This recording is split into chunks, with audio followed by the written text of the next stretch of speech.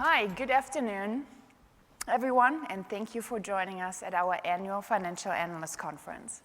We hope you're enjoying Sapphire so far and had a chance to explore all the exciting innovation here on display in Orlando. A warm welcome as well to those that are joining us virtually from around the world. Today's agenda is a great opportunity to hear directly from our executive team, explore key opportunities across our portfolio, and better understand how technology and strategy are coming together here at SAP. Last year, we laid out a framework on how we're expecting to accelerate revenue growth, while at the same time driving continued operating leverage. 1 year later, we're delivering against that vision, despite a more challenging macroeconomic backdrop, as we operate with focus, scale efficiently, and innovate across our portfolio, with the launch of BDC in February just being the latest example. We have a great agenda for you today that brings together our executive team to share updates on our strategy, product roadmap, and financials. So let's jump right in. First, we'll welcome Christian Klein on stage, our CEO, to provide insights on our vision and strategy. Then Mohamed Alan, who leads product engineering, will update you on SAP's technology portfolio and walk you through the steps we're taking to drive innovation and growth. Following this, our Chief Operating Officer, Sebastian Steinhäuser, will share how we're executing against our vision, how we're delivering value to our customers, and scale our operations for continued growth. Afterwards, we'll welcome Gina Baju-Breuer on stage, Chief People Officer and Labor Director, to discuss how our growth culture is shaping the way we attract, retain, and empower talent across our organization. And last but not least, our CFO, Dominik Asam, who will provide a deeper look into our financials. So a strong lineup ahead that will cover SAP's strategy from hopefully every angle. After that, we'll take a short break, and then all SAP's executive board members are here back on stage for an interactive Q&A session. Before we begin, let's start with a short disclaimer. During this presentation, we will make forward-looking statements, which are predictions, projections, or other statements about future events. These statements are based on current expectations and assumptions that are subject to risks and uncertainties that could cause actual results to differ materially. Additional information regarding these risks and uncertainties may be found in our filings with the SEC, including but not limited to the risk factors section of our annual report on Form 20-F for 2024. And with that out of the way, I'd like to welcome Christian onto the stage.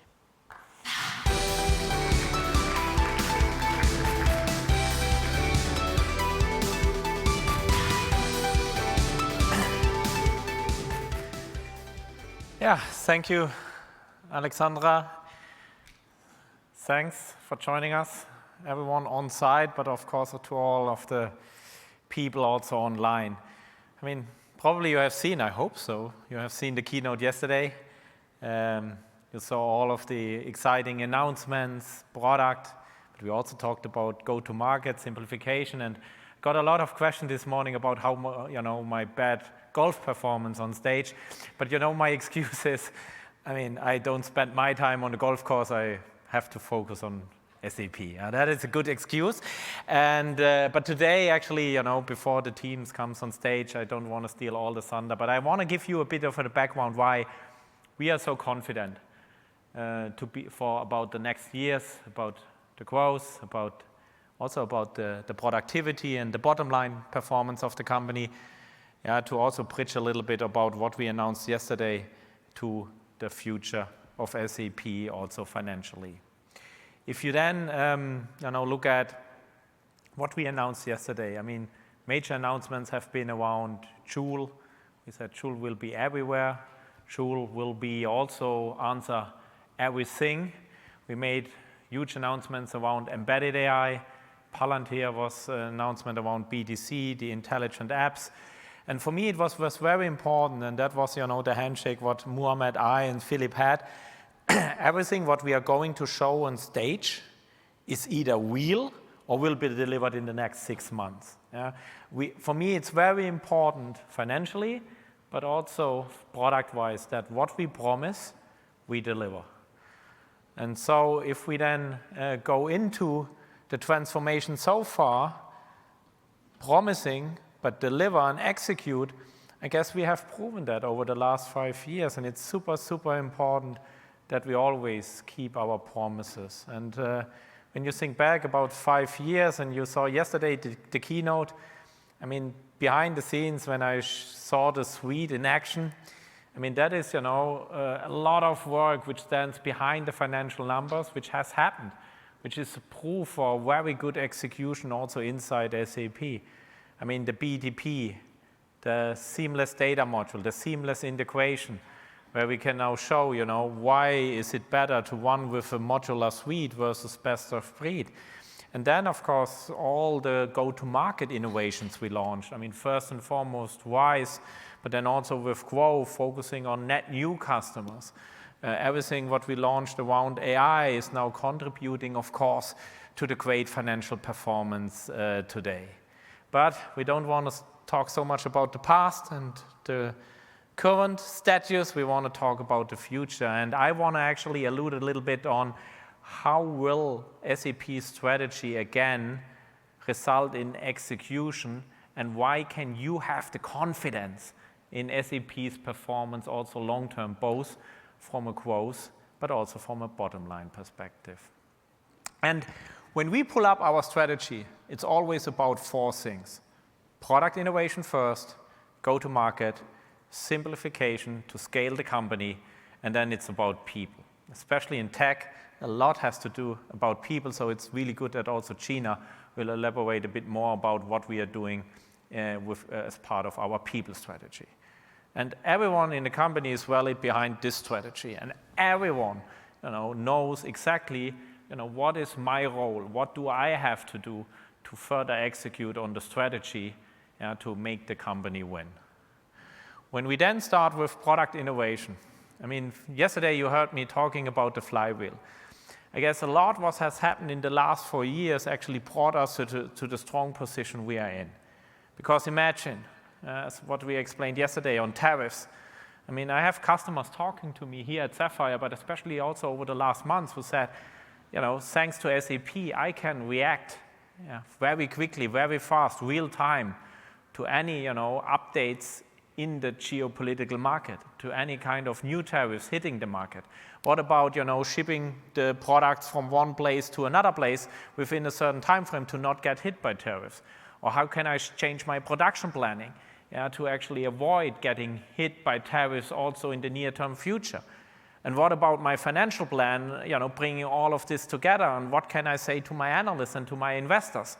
And that is, of course, it's very important that you have a system, a solution landscape which talks to each other. And that is the integration what we have driven over the last years. And then what differentiates us today is the flywheel we were talking about apps, data, and AI. And I don't want to go now into detail into this again, but it's pretty simple. And I have to say I'm very, very happy that we didn't focus so much on all of the hype on large language models, but we focused our energy, our R&D investments on our AI foundation. And our AI foundation is all about business data, because we have so many apps, we have so much data, which then at the end feeds into AI. And that's why we believe around our embedded AI and Joule, SAP is truly differentiating, because we have this flywheel, which no one else has. And then when you go into all parts of the technical stack, we talked about the applications, we talked about the suite.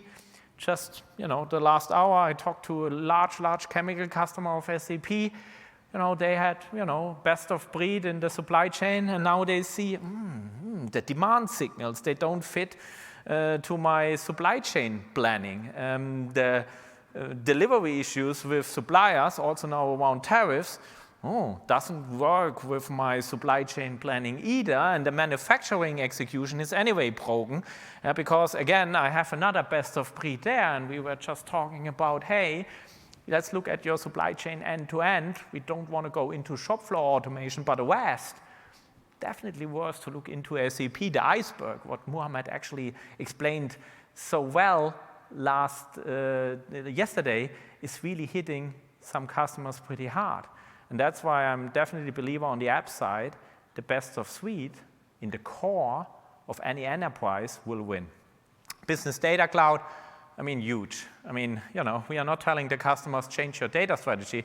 What we are telling them together with Databricks is, hey, you have your data strategy and you have a ton of data in 1, 2, 3 data lakes. Great, maybe you removed some technical replication of data, but the data doesn't make sense yet. And that is, there's one big differentiating factor that we had the courage, again, to change our strategy on the data layer and said, hey, we share our data module. We do it as within BDC, and we will really bring the semantics of the data together. And honestly, in all of my conversations, this is the topic number 1, and I have rarely seen so much pipeline in such a few months after the launch in February. And on AI, I mean, yesterday we shared some exciting news.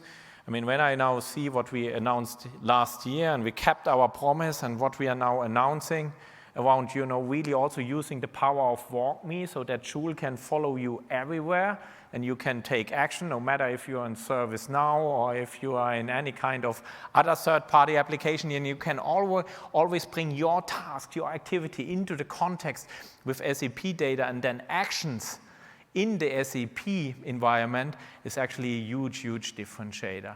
And then everything what you heard about perplexity and what we're doing on, answer everything, I mean, this is a unique opportunity as well, and will completely redefine how end users will work with SAP software. So here's our suite, cohesive, strong industry flavor. And I mean, you see here some of the stats. It's growing very, very nicely.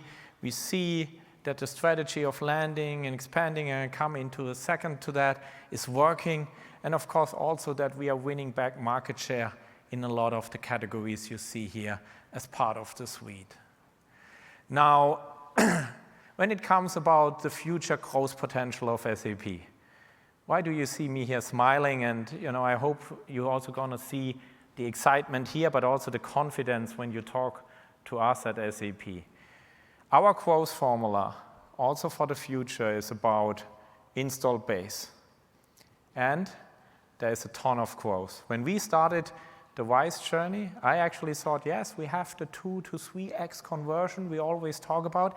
There is much more to it.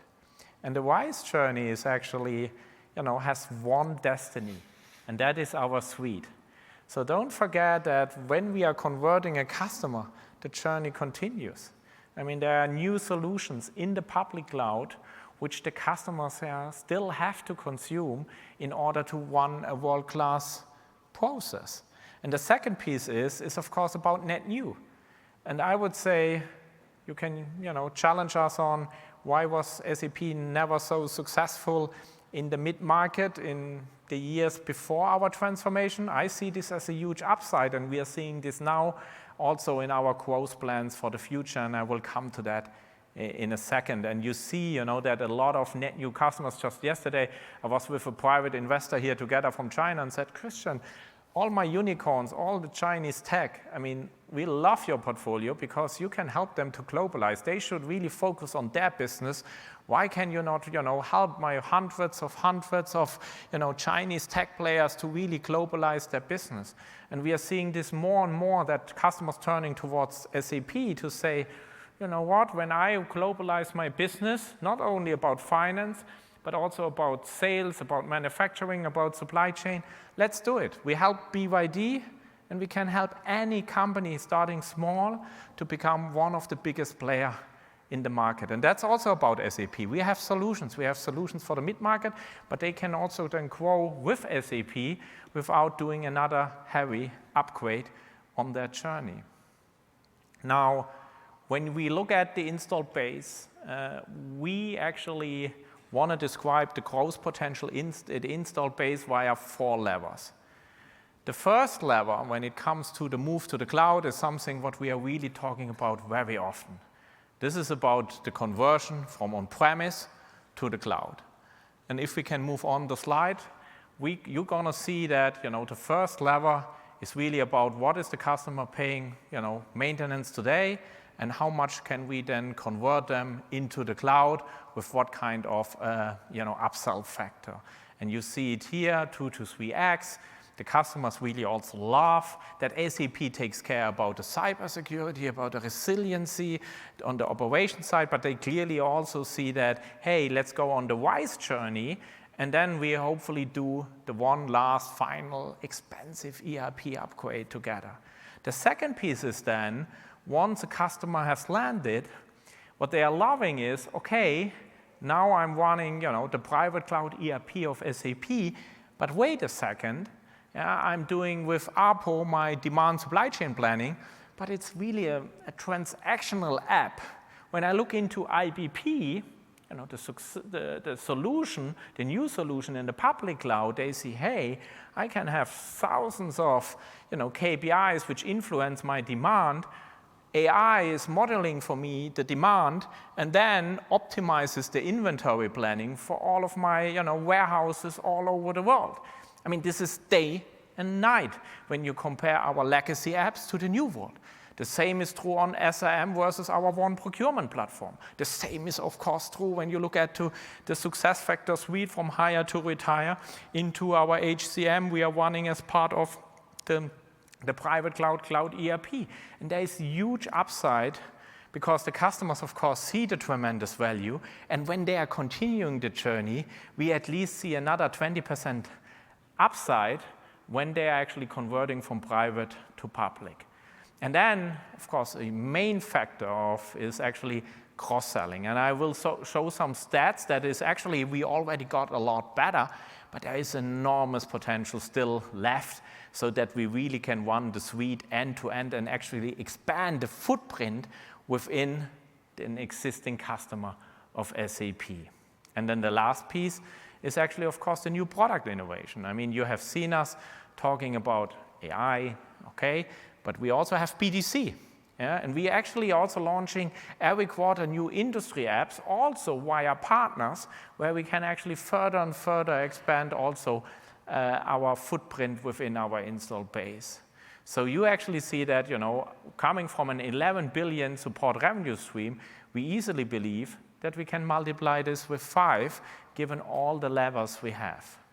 Because the best of suite is working, because they see actually, that also in the lines of businesses, we have great new innovation with AI, we have BDC, and then, of course, what they are also seeing then over time is, hey, it's really worth to bet on SAP in the core end-to-end. If you then go to the new customers, I actually find this really, really interesting. And that's something what we actually are pushing on the go-to-market transformation this year. We have Grow. But it's really inefficient to hunt the millions of mid-market customers with our direct sales people. And while we always had a strong ecosystem, especially on the services side, on the sales side, on the reseller side, so-so. So this year, we already assigned them 400,000 accounts dedicated only to our resellers. 400,000 accounts sounds a lot, but it's by far not a lot. I mean, here we are talking about millions of companies, which are just waiting to buy and deploy our business suite. So there we are just at the beginning. But still, when you look at how much revenue did we do on top incrementally, only with the net new customers since 2020, 2 billion. I mean, what a number. And that is just the beginning. That is not installed. This is really net new. And then, of course, yesterday we also talked about commercial innovation because customers are saying, some of the commercials you clearly have brought over from a complexity perspective from the on-premise days. So packaging, managed integration, really, much more simplified commercials, contracts is super important in the mid-market. And we are there. We launched this yesterday. So it's almost a no-touch event to move to the business suite with SAP, also for a mid-market customer who has not, such a big legal department, or other supporting functions. And then again, last but not least, what you also see here, when you see how we started in 2020, and you see that actually since then, the net new customers who started with us in 2020 coming from 0, now actually you see how we expanded the business again within the net new customer base. So you clearly see here that over the years, we are growing these customers again with 20% on top, because they say, oh, you know what? I have Workday here, but now that I want finance with SAP, you know what? I want to have the suite. So we are expanding our footprint. Oftentimes we land with finance, and then, you know, we replace the Coopers and so on, and they are really wanted and globalize their business with SAP and expanding the footprint. And that leads to the fact that, of course, once we have onboarded and won a net new, that, of course, there is a lot of potential still to grab for us in the years to come.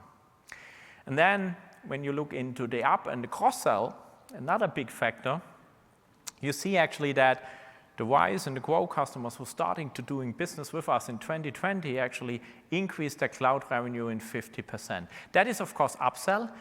But this is also, you know, what we have shared with you, that when you are on a RISE journey, you start with, again, with finance or supply chain or HR, but the ramp in these contracts, they are massive. And you see this every time when we also report our total cloud backlog, how high this number is and what kind of growth we're having there compared to our annual backlog. So there is a lot of, you know, business which we already signed, which we now need to bring to adoption, and we are working on that extremely well so that we can still, you know, actually increase our cloud revenue for the existing customers also in the years to come. And that's why with Thomas Sauer-Essig team, the architects, and all of the services, what we are actually delivering, you know, that really then makes sure that we are seeing even more upside going forward out of our existing RISE and GROW customer base. And then it's about the cross-sell. You know, the point is, of course, cross-sell, one thing is product integration. We delivered extremely well on that, so we can now offer this as a managed offering, a suite as a service.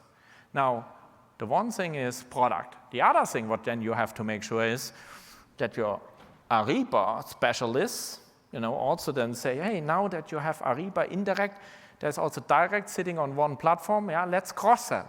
And then when we are done with procurement, it would be actually a good that, you know, also the order management and the billing is connected to that, so we go to finance. So first that product, then it's about the go-to-market, integrating the teams, giving them the incentives to go horizontal, and then, of course, making sure that on the adoption side, you know, we are not working in silos, but that we are showing up as one SAP and say, you know, we care about your architecture, but we also take care about the business adoption cross-company, so that you can run source to pay out of the box. And this was, you know, a lot of work. Product, commercial, go-to-market, adoption. But we are there. And the customers clearly now seeing the benefit. And while there was a bus of people coming from SAP in the past, we need less people, but we have a much better cross-sell model. If we then talk about simplification. Simplification is, of course, high on Sebastian Steinhäuser's agenda, but let me quickly allude on how we believe we can become a Rule of 40 company. I mean, the first thing is around sales and marketing. There, I would really say our ratios were not best in class. I hope you see now in the recent quarter, you have seen that we are getting better and better. And what can we do further to improve the scale of our go-to-market engine? First, channel. I mean, 400,000 customers, great, but there is much more potential. So we can really expand their territories for our resellers by a lot. And we can scale with very high margin by giving more and more business to our channel. Second, commercials. I mean, you wouldn't imagine how much time a seller spends to quote, to price. And when you look at our CPQ and you look at Gartner, we are right at the right top. So we have a world-class CPQ system. We are now infusing AI. We are now replacing some of the legacy. And, you know, our salespeople have much more time, 30 to 40% to spend with customers instead of, working with, quoting WISE deals and quoting all kinds of deals inside of SAP. And then finally, when it comes to marketing, you can feed a lot of dollars into a marketing machine. And you can create, great pipeline, and you can celebrate your pipeline volume every day. It just doesn't matter so much if the conversion is not good. So what we are doing is a lot of work between also, especially our digital hubs, to say, hey, how can we make the lead conversion better? What are the best marketing channels for that kind of business? How do we address, our buying centers in a much better place? How do we also then get better in lead conversion, in qualifying leads? There's a lot going on, because every dollar you spend on marketing is a lost dollar if you finally only convert, 3% of it.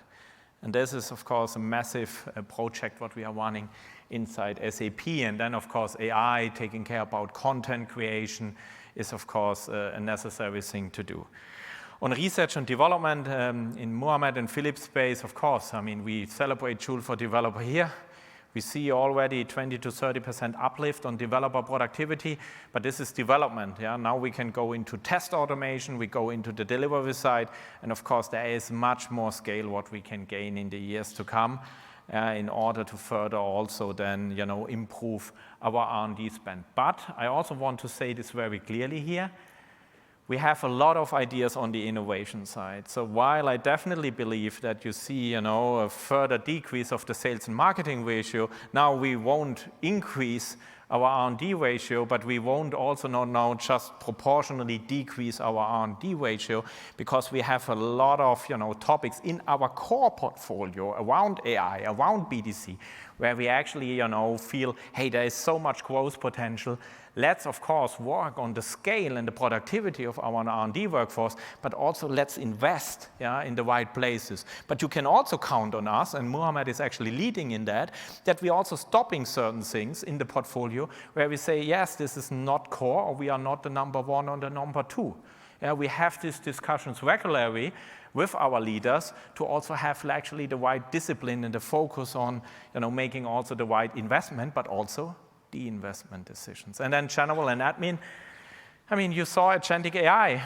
And, while we are introducing this, across the company, to give you one example, in finance, actually, in the near-term future, I set up a lot of accruals in SAP systems. I did a lot of, quarter ends, hands-on in the system.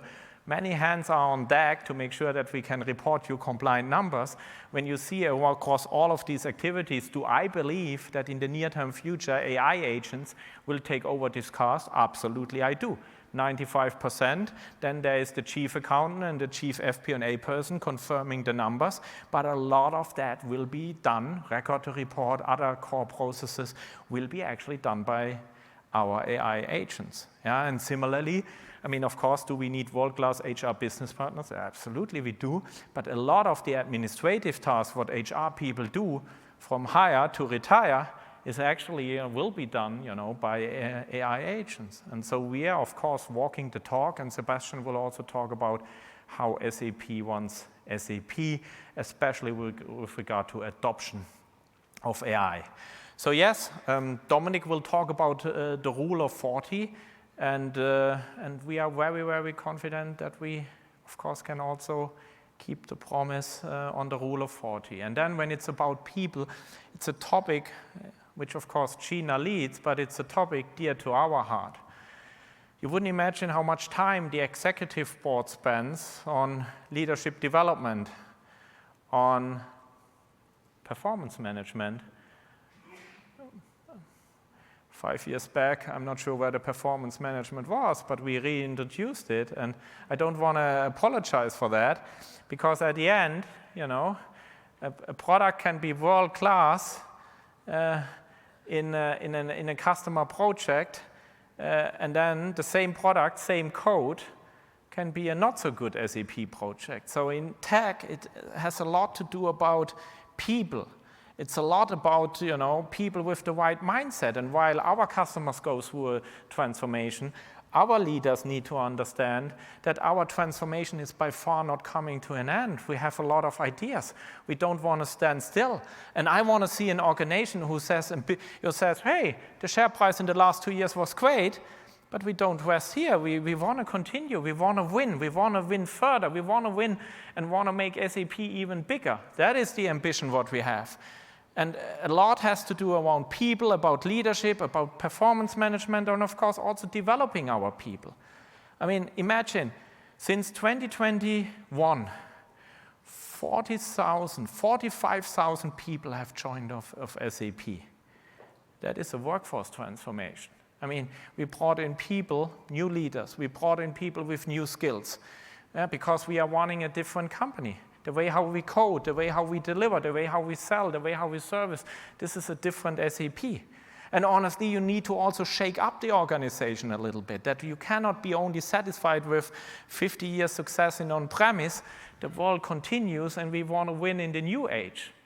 And I would say when you look at the SAP today compared to some years back, I mean, I talk about all the people of SAP, and we are super proud about our workforce, because in that time, to turn this company around is really a huge undertaking, but we don't stop here. And Gina will give us some more details around our HR strategy and the collaboration with some of the top universities, especially around AI, also later on. Now, to sum it up, when we talk about the here and now and how do we now build our top line and our profitability towards 2027, we have all reasons to be confident. And I hope you see when you're walking around Sapphire, I hope you meet the customers who say, you know what, finally SAP has delivered. The best of suite is there. Why should I really tackle, or deal with this iceberg every day and building this expensive layer on top when SAP can deliver it to me out of the box? They have all the rights to win in business AI. They did the right thing on the Gen AI side by really combining the best of the two worlds. And finally, we also have the mojo back in the go-to-market, that we are not coming in with a contract, an ERP upgrade contract, but that we are really understanding the industry of the customer, that we are coming with beautiful demos, prototypes to show, hey, when your front office is not talking to your fulfillment function, something is wrong. Just had a customer. Let's bridge that together. But our people need to get this across. And that's why continuous learning is also a key element. And that's why we are so confident that both from an install base around the 5x growth potential, but as well as the net new, we have all the reasons to be confident that the double-digit growth, what we are seeing today, will sustain for the next years to come. And then on the operating margin side, I really want to underscore that. Dominik will present the rule of 40 and everything what we are doing. But that starts with the CEO. And I'm saying I'm the first who wants, who want to win and invest in certain places. But we all know that SAP is not this highly efficient company yet. So you have seen us doing restructuring. You have seen us doing optimization. But there is much more what we can do. Both cloud TCO, cloud gross margin, on further optimizing the scale, especially of our private cloud solution. There's room for improvement, not only just because of the economies of scale, just also by improving further the lifecycle management of our operations. And then second, in the go-to-market side, you heard me saying what we can do together. And Dominik will definitely also talk about the cash flow, but I just want to underpin that this is a team effort, which of course Dominik is leading, but supported by the whole executive board of SAP. So net, Sapphire always gives me a lot of new energy, and I feel from what I'm hearing from our customers, from our partners, they are very excited. Yes, we are living in uncertain times. The good piece is for this uncertainty, we have always good solutions, answers for our customers. We remain confident for the year, and we remain confident for the years to come. I'm super happy to lead this company. We are on a good track, and thanks to all of you, not only for your attention today, but also for your support and your trust into SAP over the last years. Thanks a lot.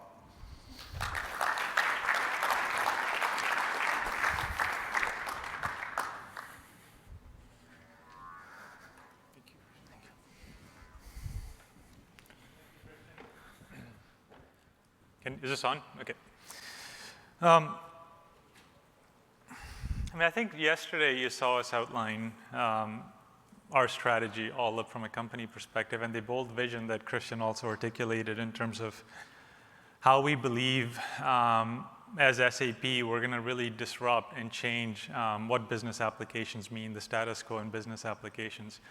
So my intent, at least in this next few minutes, is not to sort of recap what you've already heard yesterday, and Christian gave an amazing summary of it today, is really maybe explain the why we believe that's the right strategy and why, from a strategy perspective, what we have to offer is a unique offering in the market, which we believe that puts us as SAP in a category of one. And I'll explain what that means. It means if you look at the wholeness of the offering, there isn't a whole lot of competitors in each of the layers that you can peg us against to say, are we going to win? Are they going to win? And we, in the wholeness, are effectively, at some ways, in this category of one. Now, I also know and I also believe that having a unique offering in and of itself isn't enough if there isn't that ability to execute as well as the intention from the customers to and value to buy the offering. So I'll also try to explain why,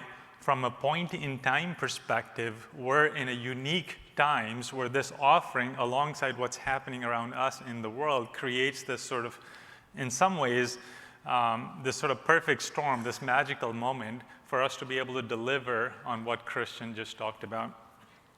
And I'll explain it from two perspectives, and then we'll have a customer here as well that will speak to you about that perspective directly. So I'll speak about it from a customer of SAP's perspective, but from that perspective, I'll take two different views. An outside-in perspective of our customer as to what they're facing, and an inside-out perspective of our customer on things they need to address to be able to be competitive. So hopefully that makes sense. And I think some of it's going to be a recap, but I'll focus more on where the differences are. So yesterday, Christian started with uncertainty. So let's look at the outside-in perspective of what makes our offering unique. One of the things that everybody, including us as SAP, are now facing is a level of uncertainty in the world that requires you necessarily to react to it, to respond to it. And in some cases, there's opportunities that get created that you need to be able to take advantage of. Now, I don't know if you saw this slide yesterday, but a slide like this, to me, actually could be very misleading because it makes a CFO, a CPO, a CHRO look like, hey, they're sort of in these neat little boxes and they can individually operate. But the reality is that that's not true. So if you take the tariff example that we talked about yesterday, when there is a new tariff in a particular geography, as an organization, as a customer, immediately what impacts them is what are they buying or producing in that region. So that's more on the spend side. But of course, that impact, depending on how big it could be, wouldn't necessarily translate to the supply chain side to say, hey, can I now afford to buy it? Is this going to be delayed? Will the suppliers even ship for me to continue my manufacturing operation? So there's then a very direct impact on the supply chain side. And then because there's an impact on the supply chain side, you're obviously not producing stuff not to sell to customers, and you've taken orders, you've made commitments, so you need to understand if you can't then produce that, what are the customer orders that get impacted, and what are the commitments that you can continue to make. And once now you have these three things, of course, your CFO needs to know, listen, what's the impact now from a financial perspective to our plan, to the guidance that we're providing.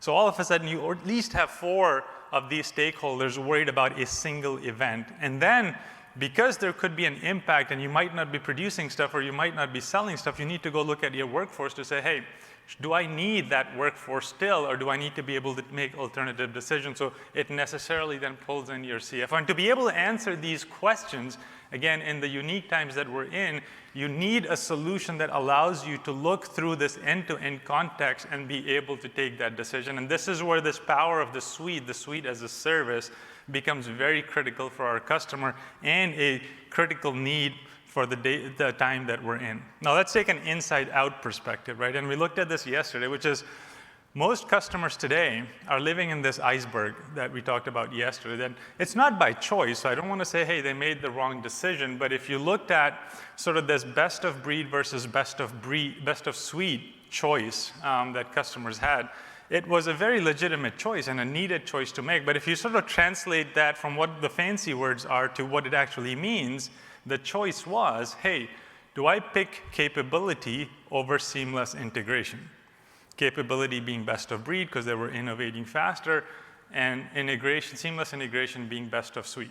So that was a real choice because best of suite players like us weren't innovating. So a lot of customers chose best of breed because, hey, the CHRO wanted deep capability here, the CPO wanted deep capability or better experience here, and they got into this landscape.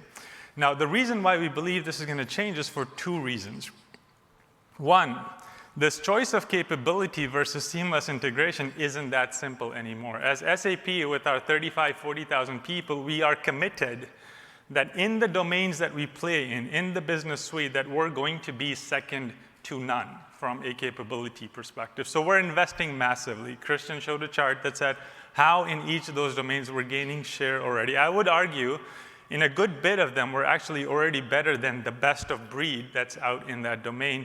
And in most of those domains, if you add up the capacity in engineering we're putting in, it's more than, in some cases, all of the best of breed combined. So we're in it to win it. And what that means then from a why perspective is this choice of are you going for capability versus seamless integration becomes a pretty lopsided choice because you're going to get seamless integration, but with best of class, best of breed capability, hence the best of breed as a suite.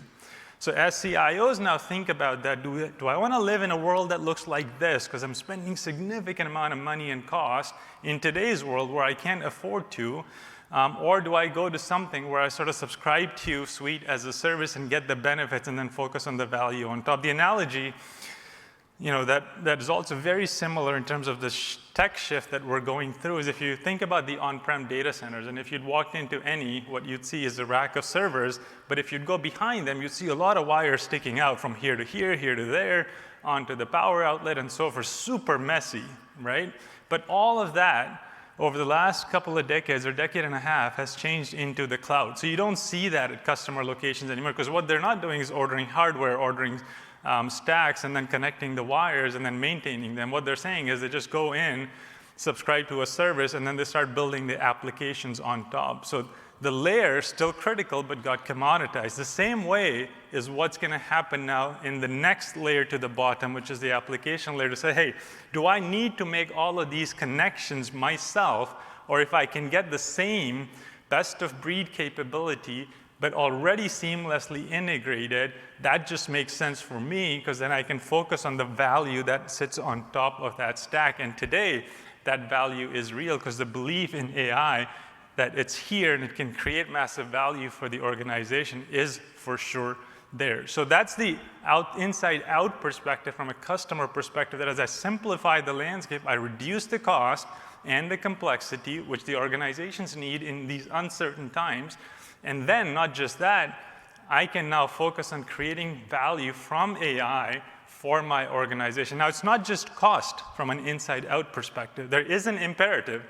Maybe some organizations can afford to spend that kind of money in their IT organizations, and good for them.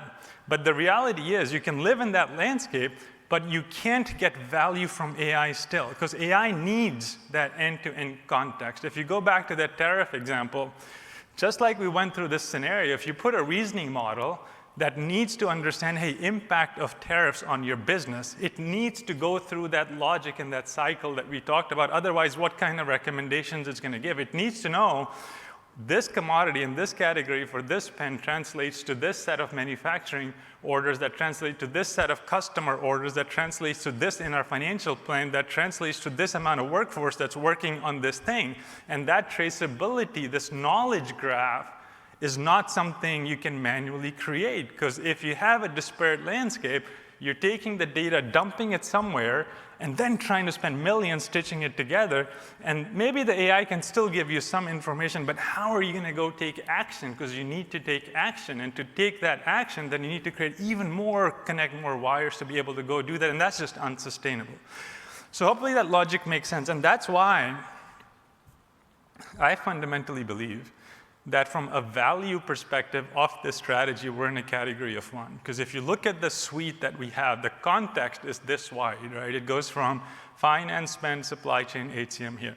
At the application layer, there aren't many, if any, maybe there's one, that can provide you that end-to-end context. Others are very sort of narrow, single-lane providers, maybe 2 lanes at best, but they're not going to go that wide. And even if they can, and somebody wants to go to best of breed, at the highest fidelity level, this financial data and supply chain data is unique. And you need that to be super high fidelity. You can't directionally be accurate on your financial data or directionally be accurate in your supply chain data for AI to reason over it to make a suggestion, because then you're going to be in a world of hurt in not too distant future.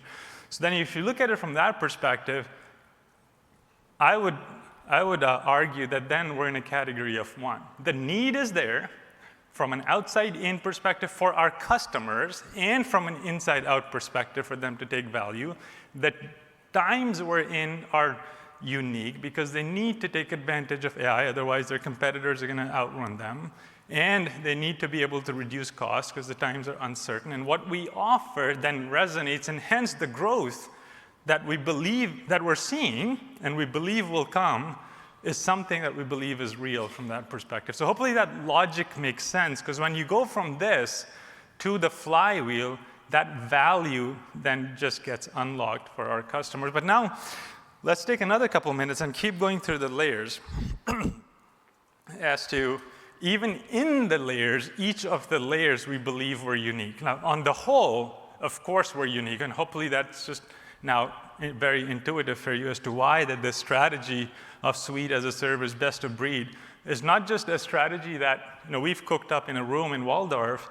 It's what our customers have been telling us, and that's what they want, and that's what we're delivering in from a product perspective. And some of them are doing that already. But let's sort of go through maybe from the top down on each one of these. From an AI perspective, again, we've established that outside of maybe, hey, if you're writing a performance goal, generative AI can help you sort of write that goal. Like those kinds of single lane use cases from a productivity perspective, anybody can do, right? And those would be available everywhere. But the value from those is going to be far less compared to the exponential value that truly takes out cost or risk or increase your top line when you can think end-to-end. So the end-to-end context in AI that our AI provides in knowing the data set, having the right permissions to it in an out-of-the-box fashion, and knowing which part of the business process that data context sits in natively to be able to make a inference, a reasoning over it, to say, hey, this is the right thing to go do, and not just stop there, but then go in and do the right thing, because it natively is pre-integrated with the suite. Like, this process is unique. If you want to do that with let's say, a workflow provider, for instance, or a platform services provider, they have the tech, the tools, to be able to go through these 4 steps. But what it leaves the customer with is, hey, I need to sort of now provide and plug the data into all of this. And not just the data. If I'm not on the suite, I need to first merge the data together, create that harmonized data model, then pump it to this model with the right permissions, because now the permissions are disconnected, right? Because the data sits somewhere else. You've harmonized it. And not just that, now I need to figure out if the model tells me I need to take this action, I need to now go connect it and make sure the model, if the humans were that smart, they were doing that already, then why do you need AI for it? And that's the unique value prop in AI, what SAP provides compared to a workflow provider that goes to a customer very conveniently and says, hey, you got the tech, you can just use this, you don't need to change anything underneath it. And you can do that, but there's a cost to it that in some cases is more than 10x in being able to deploy yet another layer to complicate your landscape. But you still won't get the output, even if you do that in the age of AI with the higher reasoning model. So in AI, the fact that we have the data in the context, again, puts us in the category of one. And that's why we see at our door so many knocks from our tech partners and others to say, hey, let's do agent to agent. Let's do this collaboration, because of course, majority of the high precious fidelity work happens in SAP landscape. That's the AI side. And I won't go through the announcements because hopefully you guys have all seen it, but there's some really cool stuff here. We've got a lot of customers, blah, blah, blah. On the data side, so how are we unique on the data side? How are we in the category of one in just that layer? Now you can think about the data layer in two basic, it comes from two centers of gravity. One is the data itself. Who are the producers of data? And the second is the data platform providers. Who's got the best tech to do something with the data, right? In the producers of data category, of course, we exist because our applications create some of the data that you need as we established in the tariff scenario. That's the most end-to-end and highest fidelity. We would compete with, let's say, a Salesforce. We would compete with a Coupa. We might compete with a Workday, and as we established, while they're also producers of data, the data they produce is very narrow lane. They're either single lane, in some cases maybe 2 lanes, but it doesn't cover the lanes that we do to create the end-to-end context. So in the data producer center of gravity, we have a unique position for the reason we established.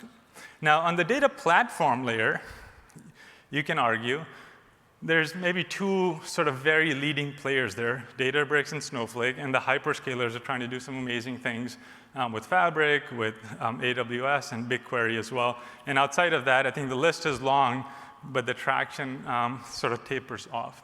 Now, if somebody were to stop me and ask me, like, who's our competitor in BDC, I would say there's nobody. Because what BDC provides is a combination of data, because we're a producer of data, and world's best data engineering platform, aka Databricks, in one offering. So as a customer, you don't have to make 2 choices and then bring them together. What you get is the world's leading data platform with the data that's most precious, highest fidelity for you, not the only data, but at least the ones that have that characteristics that everything else sits around to be able to sort of create that offering. And that's the traction we're seeing in the market that Christian talked about. Like, no product, I think, in our history has had this amount of pipeline and traction already just weeks after launch. And every single customer is seeing that value because it's unique. And it brings those 2 things together that used to be individual lanes, but this is the only offering that brings it together, if you will, in a seamless, highly integrated fashion. And then you can see some of the opportunity and the traction that we have on the data side. And because it's so unique is why on the other side of our door, the line is even longer of partners knocking to say, hey, listen, we want in from a partnership perspective, because if we can take our data model in Adobe's case, which is what we announced yesterday, hook it up with yours, we can do some amazing things. And this, for us, makes sense because we're not that deep in marketing. Adobe's clearly the leader. Let's bring the things together. The supply chain plan gets enriched because now they have demand signals, and the marketing plan gets enriched because they know what's there in the supply chain side. And this way, not just that category of partners, but all the SIs are lining up to say, hey, listen, now that we know we have trust on the data and the data model, let's build insights on top of it. So these partners, this ecosystem in BDC is so critical, and what you're going to continue to see is this list continue to get long and long, because the ones we have on the list are as a fraction of the ones that we're working with to actually get them on the list from an interest perspective. And as that happens, anything that gets built on BDC drives the BDC flywheel, not just from a number of customer perspective from an acquisition standpoint, but from a consumption perspective, because ultimately BDC is about, hey, the more sort of you use the power and unlock the power of the data, the more value you create for you, and we take a share of that value from a customer perspective. And then finally, on the application layer, again, I've established this, so I won't beat this dead horse, because I want you to now hear from somebody else as well, besides just me. But in the categories of app we play in, the context, the lanes we play in, again, we believe we're in a category of one, largely speaking, of what we offer end-to-end in market share leading products that cover them, that now seamlessly integrated out of the box and are in best in class from capability, because a customer doesn't have to then choose that, hey, listen, if I want seamless integration, let me compromise on features or let me compromise on experience. Because what we're not saying to the customers is you have to go use this. We still want to earn the right to be able to do the suite in a composable modular manner, but because it's the best thing you can find in the market, and that's what we're after, and you see that in the tractions and the growth rate market share that you see in our products. And then finally, the layers and the applications are awesome, but at a customer location, they'll never be complete. And for that, we have business technology platform that allows you to extend the application layer that natively understands your model, hooks in through permissions and so forth. With BTP and Joule Studio, which is what we announced yesterday, you can create AI cases that are unique to you on SAP landscape, but also extend to non-SAP as well.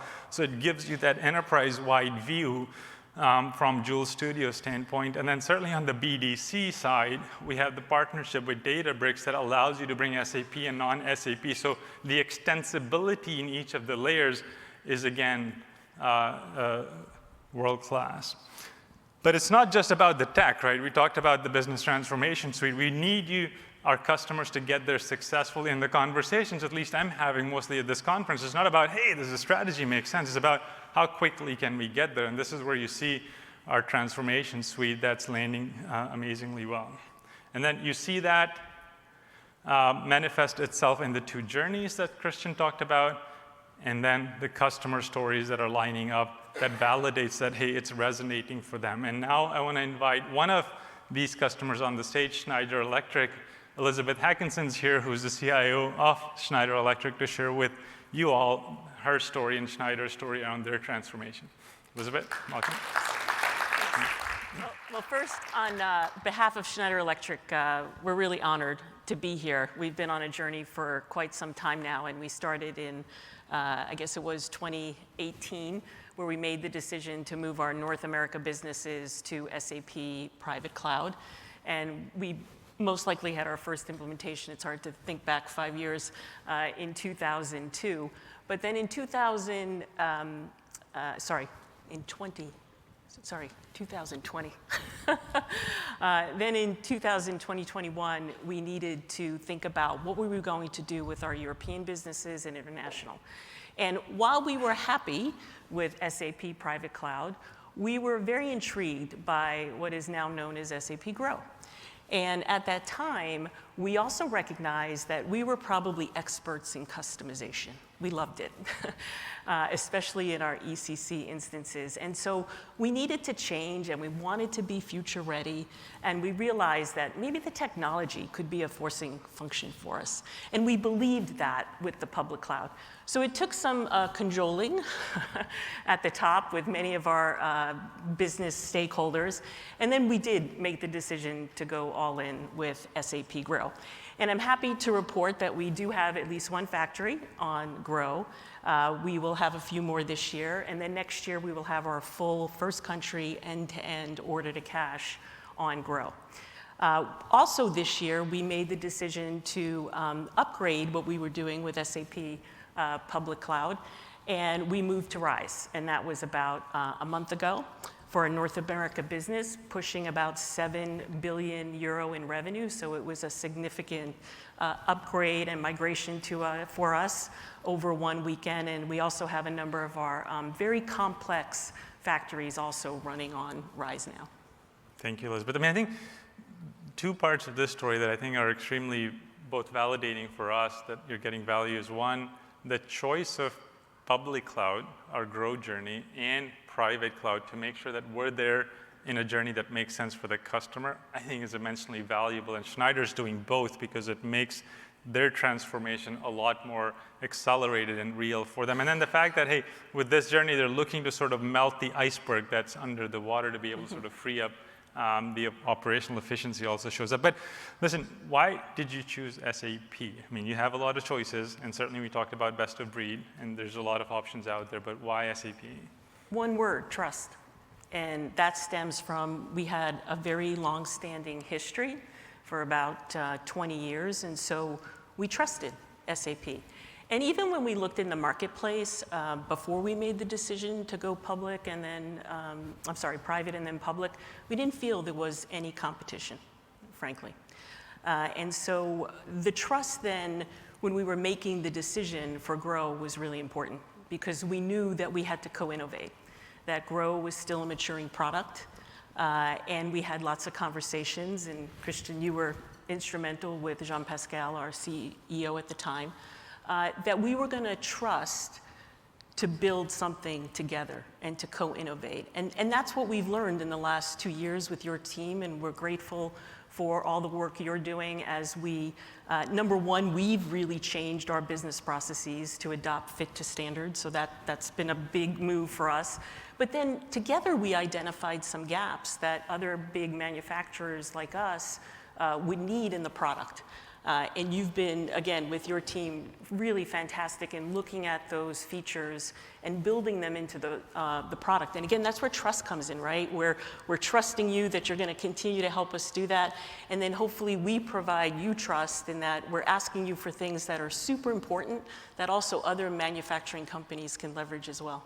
Yeah, no, makes sense. And I think there's two things I would highlight in what Elizabeth said. Hopefully that resonated already. One is, and I didn't talk about this in our unique offering, but that's a bit self-serving for me to say, it's awesome to hear that from a customer, is the fact that the customers trust us on these processes to run these mission-critical operations, because we are global. We comply with localizations in the world like nobody else does. We have the network and a bunch of different capabilities. So that gives us that implicit advantage that if you're an SAP, your business will run, because we've been doing it for cross-industries, for the largest customers for so long. And the second part of it is, listen, she's also highlighting this fact that as SAP, our journey to building these second-to-none applications, the best-in-class applications, requires this level of collaboration. So we're happy to take feedback and collaborate like this because it makes our product best-in-class. What we don't want to go do now is sit in a room in Palo Alto or Waldorf, come up with features, and then wait for customers to go use. We want to have a customer telling us, hey, this is important. We validate that other customers can use this too, and then we build that together. And this, to some extent, has been the DNA of SAP going back to Hasso, because there's stories about on how he would walk into a customer location and not just meet with the executives, but the end users, sit there and look at how they're using it, and then go fix the product to make sure it actually meets their needs. And that's what we're seeing with Grow, which is really exciting. So another reason why we went is we really wanted to take advantage of the 2 feature drops per year.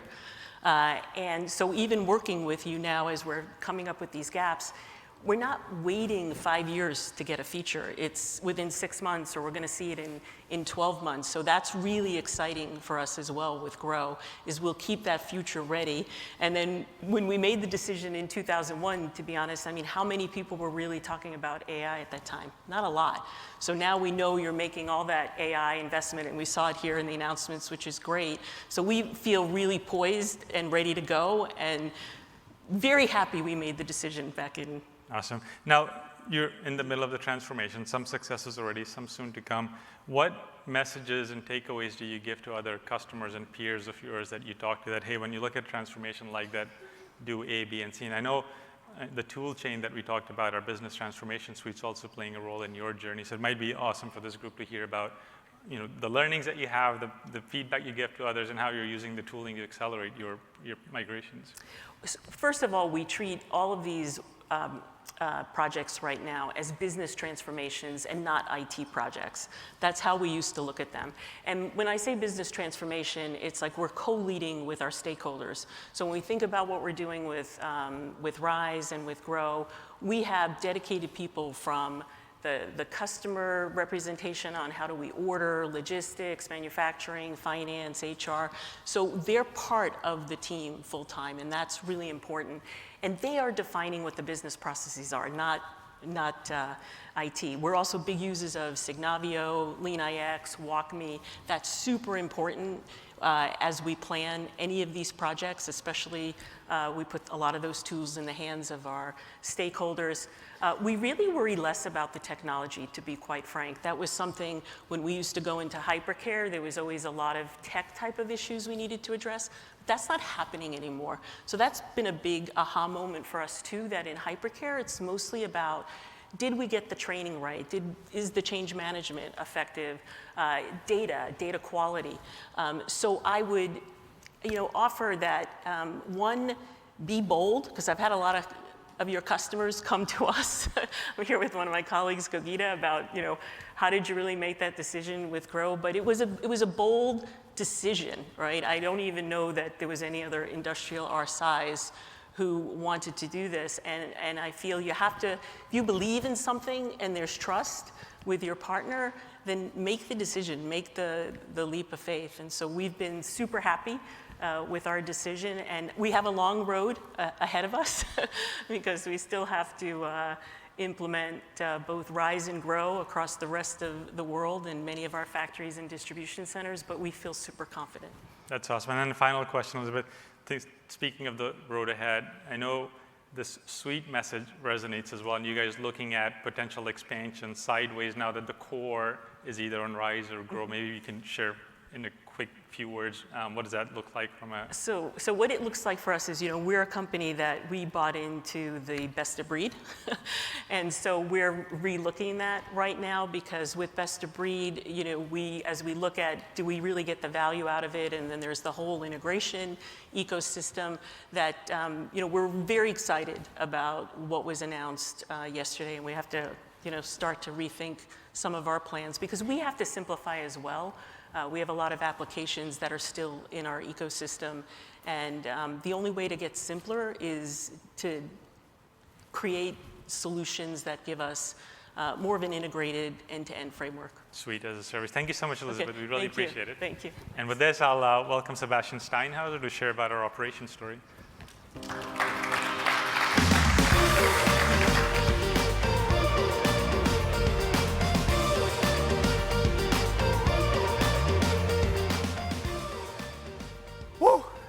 That's how I went on stage yesterday. That was the first noise that came to my mind when thinking of the pressure. I think Elizabeth also just talked about my team faces every day with some very demanding business stakeholders to make all of that, what you just heard about, business data, cloud, new commercial models, a reality every day. And luckily, I have a technology provider who was just before me on stage who provides us a lot of tools, not only to accelerate strategy execution, but also to simplify SAP.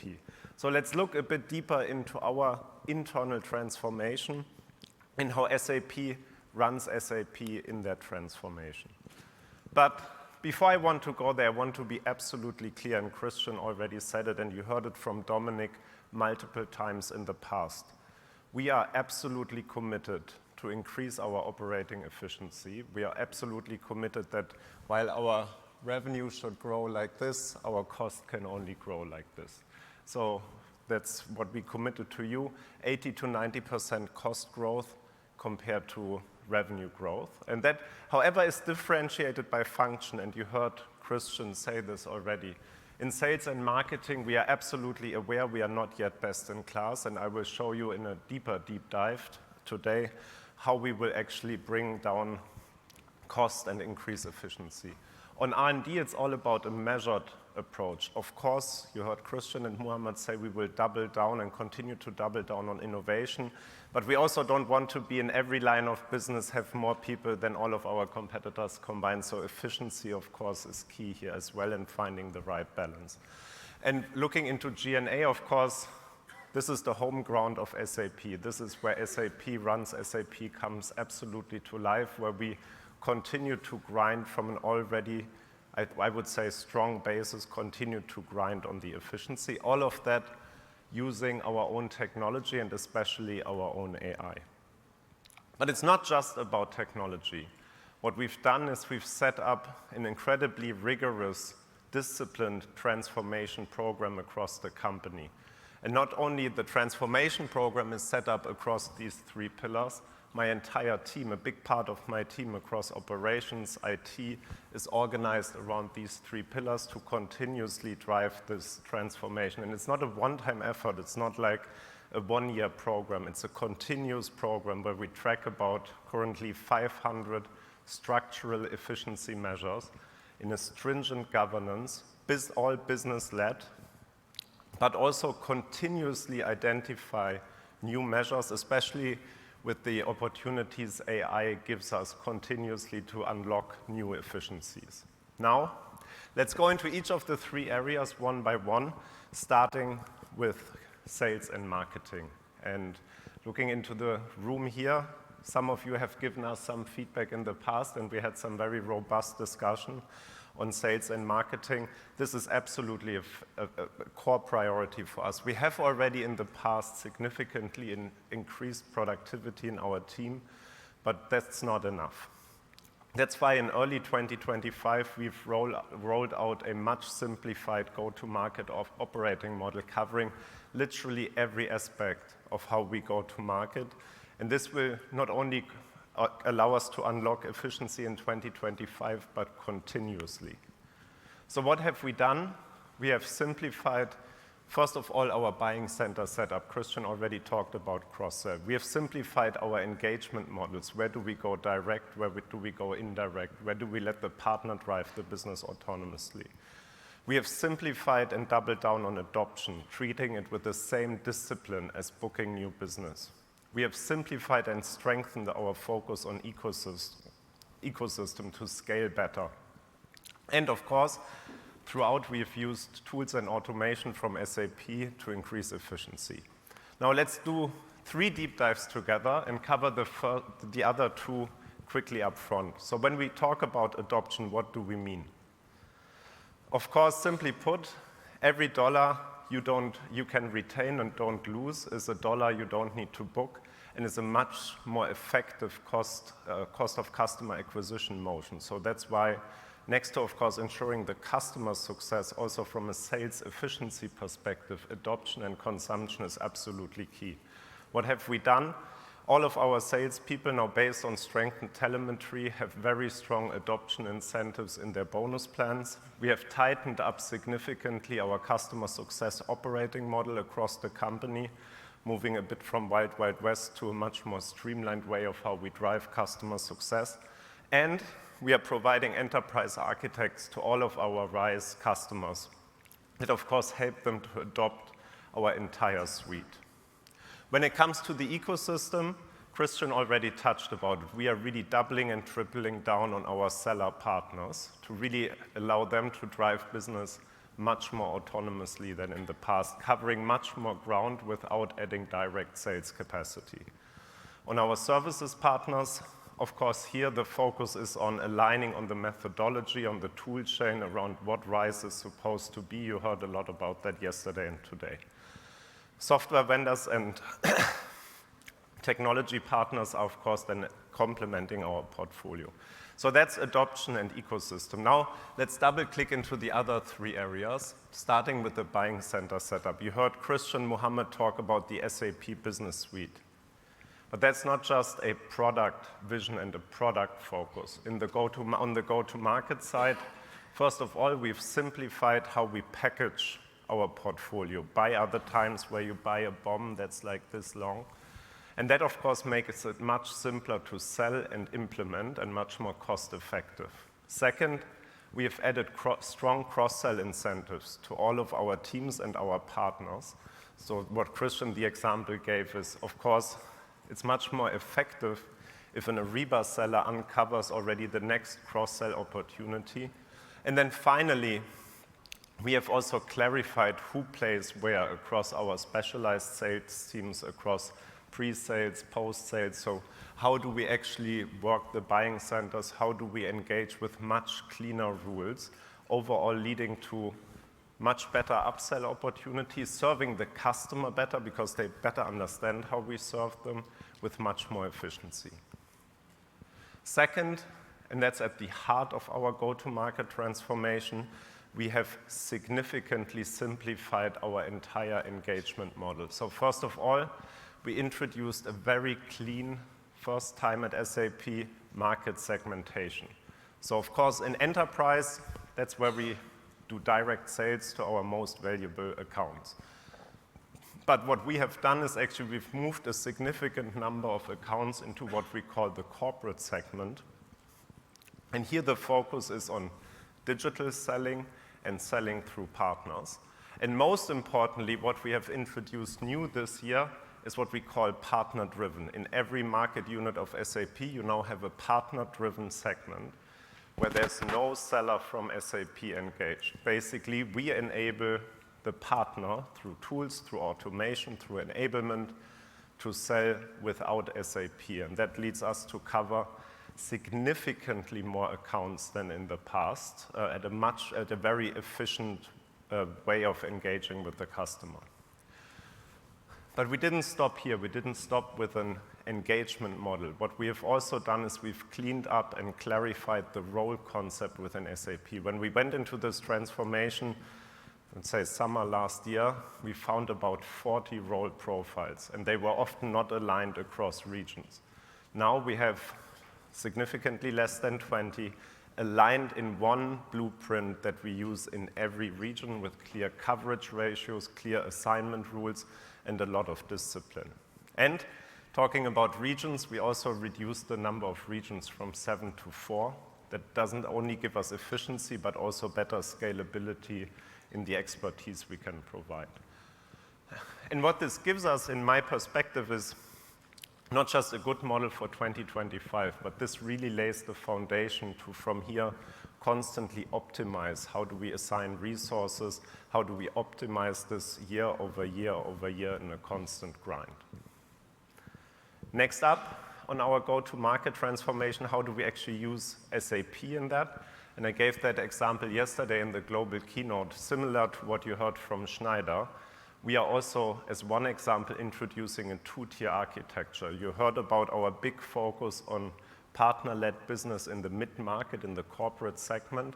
For that, we are also introducing a completely new runway, a greenfield implementation of the SAP Business Suite, 100% standard, absolutely clean public cloud, with significant benefits, not only for IT, of course, there's zero customization effort, but for the business, what we are providing is a zero-touch process, taking about 20 days out of the time we typically need from customer interest to get an order form approved, and making that an entire autonomous process so that actually a customer can go into SAP, for me, transact through a partner without even engaging with SAP.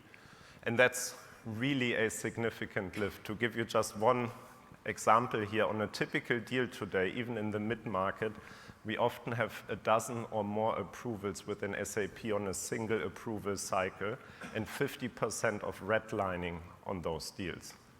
With this new architecture and business process that we are currently starting to roll out, we move to zero. And that, of course, gives us significant efficiency both in our sales teams as well as in our back office teams, finance, legal, while providing actually significant benefits to the partner who can transact faster and to the customer. Christian said that they don't need any lawyers anymore. One transaction, it's a fully standardized contract, and from there you can just transact and transact and transact. All of that powered by the power of a fully integrated SAP Business Suite. Now, that's it on go-to-market. I hope you can see we really drive a comprehensive agenda. And by the way, none of this, what I'm showing here, is generated for you. This is what we presented at the go-to-market kickoff meeting. It's fully rolled out to our teams. They are all enabled on it. This is real today. Now, let's move over to research and development. So looking at R&D again, it's absolutely clear I'm a customer, so I want Muhammad and team and Philip and team to invest into innovation as much as they can. But still, we are absolutely focused on, at the same time, driving development efficiency. So what do we do here? Muhammad and team have significantly clarified the operating model, providing a GM-led model. So every line of business you see on our sunshine, that somehow continues to grow every time I see it. Every line of business has now a general manager driving the business end-to-end, aligning all SAP functions. We have clarified what a typical development team should look like, what are the roles, a product manager, an architect, a developer, what are the ratios, healthy ratios, and are implementing that throughout development. Second, we've cleaned up our developer tools and harmonized them. We are bringing all of our developers on one harmonized developer tooling landscape, and all of that is managed through LeanIX. Third, and you heard Christian on cost of cloud, On the cloud operations side, we've consolidated a big part of our cloud operations team to really further, through a centralized approach, drive down cost of cloud. And then, of course, also in development, we are using tools and automation. Joule for developers, we have a measured productivity increase on the productive coding time of 30%. That's what we've tracked with our own thousands of ABAP developers using the tool every day. And that's before talking test automation and all of the other benefits we can go to. So let's move to the third functional area. It's not moving. Let's talk about corporate functions. In corporate functions, basically, we are set up into finance, so Dominik's domain, HR, Gina's domain, people and culture, and operations, which is my domain. In finance, you heard Christian say it, the focus is absolute on driving continuous automation, on leveraging AI, but also BDC to significantly and continuously lift productivity. One great example, so we've trained Joule to speak all of our commercial policies, and if you know SAP, they can fill a nice big room to actually support our salespeople in generating contracts, but also in our finance people in improving contracts, providing significant productivity uplift already, and that's just one of many, many use cases in finance. In operations, we have centralized all of our operations teams. We used to have COO functions in every part of SAP, leading more to separate kingdoms. We have now centralized these teams, and with that, not only had a lift in efficiency, but also much better alignment now in how we execute our strategy across all functions. And of course, then Gina will talk about it, we are heavily using our own technology also in her domain, in the people domain. For example, we just generated all of our employee goals with Joule, which doesn't only lead to efficiency gains again, but also to better goals that we are providing to our people, which lead to better outcomes.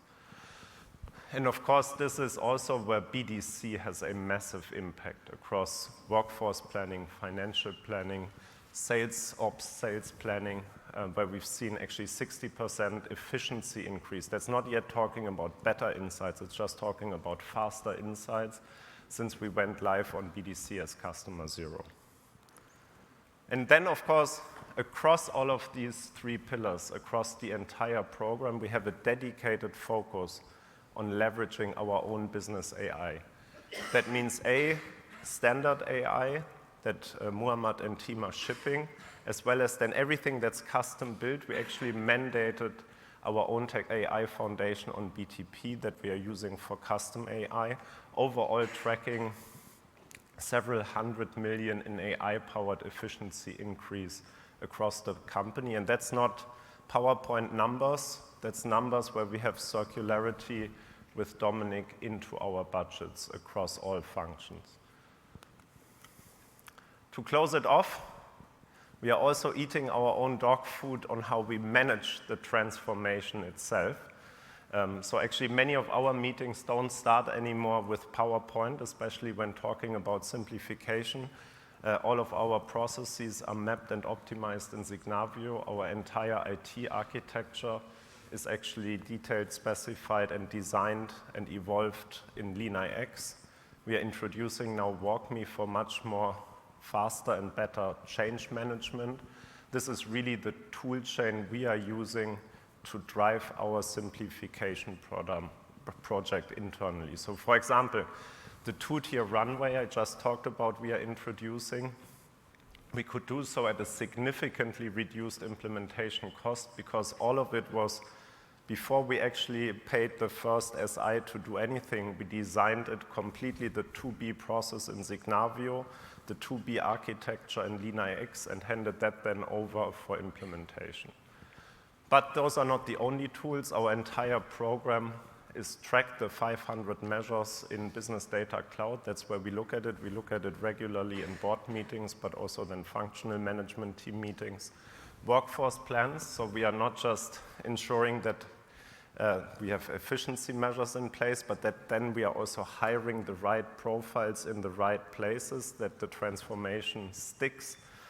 Gina will probably talk about that a little more. So that's also happening in Business Data Cloud. And then, of course, with Cloud ERP, we are running on RISE. We are ensuring that we have circularity of these measures back into the budget so that it really becomes a constant efficiency improvement. And with that, you have my commitment, you have our commitment. We will continue to make this transformation stick. We will continue to increase operating efficiency. And with that, over to Gina.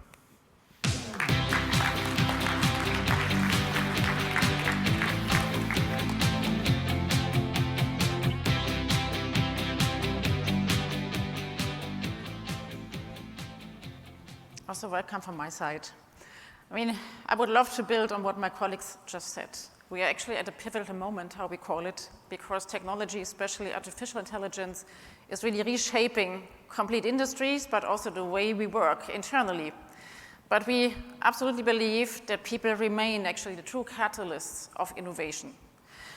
And sustainable success depends also on the way we integrate people, technology, and culture. And we're talking about the power of that triad, because this is actually what drives growth and also resilience for organizations. And we at SAP really embracing that shift with urgency at the moment, because actually not just to keep up, but we would love to lead, and we would love to stay the number one. And as the world around us is also accelerating, we also have to accelerate. And that really is actually dependent on the ability how we empower our people, how we are also, building the right skills. So you will hear me talk about skills a lot in this presentation.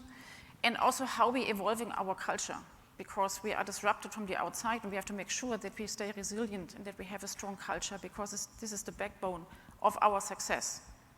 And that also requires much more than just technology, because it requires a culture and also workforce that is built for agility, so that's what we try. Resilience, extremely important, and even more important, continuous reinvention, because we can never stop innovating, and this is also true for the people side and for the culture side. And SAP's culture always have been the cornerstone of our success for more than 5 decades, and I think we have always proven that we are able to transform over and over and over. And now as we move now into our new chapter, and as we also move into the AI first, suite first world, our ability to innovate and to execute fast, at scale, and also with the right skills becomes the true competitive advantage for SAP. And we are competing and winning also globally based on our growth culture.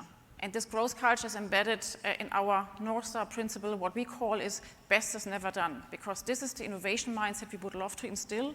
And this goes back also on the founder spirit. And we just translated that one into the new context. It's also embedded in the way how we lead, how we develop, how we deliver. And this is actually across all levels of the organization. We have, beginning of last year, we have started evolving our culture. We have also looked into it. I always compared it with a sports metaphor. So when you play golf, for example, you have a coach, and the coach is always correcting a little bit how you put the head, how you have the knee, how you have the arm. And you also have to unlearn certain behaviors, and you might also have to add some techniques so that you're getting better and hitting the ball. And that's exactly the same what we did with our culture. And our newly evolved growth behaviors make it real. So the first one is we win as one, and I think Christian also hinted to that in his presentation. It's extremely important that we are working together, that we're innovating together, but that we are also lowering the silos inside of SAP. Taking charge is important, has to do with empowerment, with taking accountability, driving the topics, and also being accountable for your own results. Acting with transparency is extremely important, that we also have a very healthy debate culture, but then it's important that we are then also moving on and that we are also acting with compliance at all times. And embracing curiosity, this is actually very much related to best is never done, because if you're not curious, we're not learning. And we have to constantly learn and learn and learn, because skills are actually, the lifetime of skills are getting down, and we have to make sure that we keep our workforce employable. And that's why curiosity is so much important and ingrained also in the new growth behaviors. So this is our operating system that makes us actually fast, resilient, and how we call also future ready. But it's not so much about a cultural frame, it's also very much about how we activate and ingrain it into our daily doing, and I will also speak about it in a second, how we do that. But we really would like to create also business impact with the right culture we have. So our growth culture is the execution foundation for our AI first, suite first strategy. You can see that it goes across. This is not something that is driven only from my area. This is something the whole board is standing for, and you can see it every single pillar we are driving and delivering. It also increases our execution speed, innovation, and also decision making, because people take accountability, we're acting with transparency, information is there, you can grab it, and that makes us much faster. And it also enables financial growth, and Dominic will also speak about that. And it also helps us to attract also the right talent, deploy talent, and also scale talent across SAP worldwide. And that shift is actually a deliberate acceleration we took last year, and this is very backed up by clear KPIs, and even more important, a very long-term workforce vision as well. When you look at our people agenda, I always say this is the acceleration foundation for our transformation, because without people, the best strategy is nothing worse.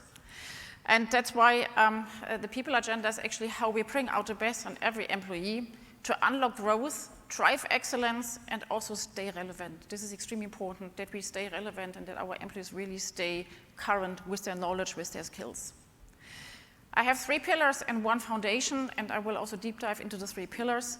But the foundation for everything is how we call it, is the people-centric work environment. This is where the sense of belonging is created. This is where employee well-being is established.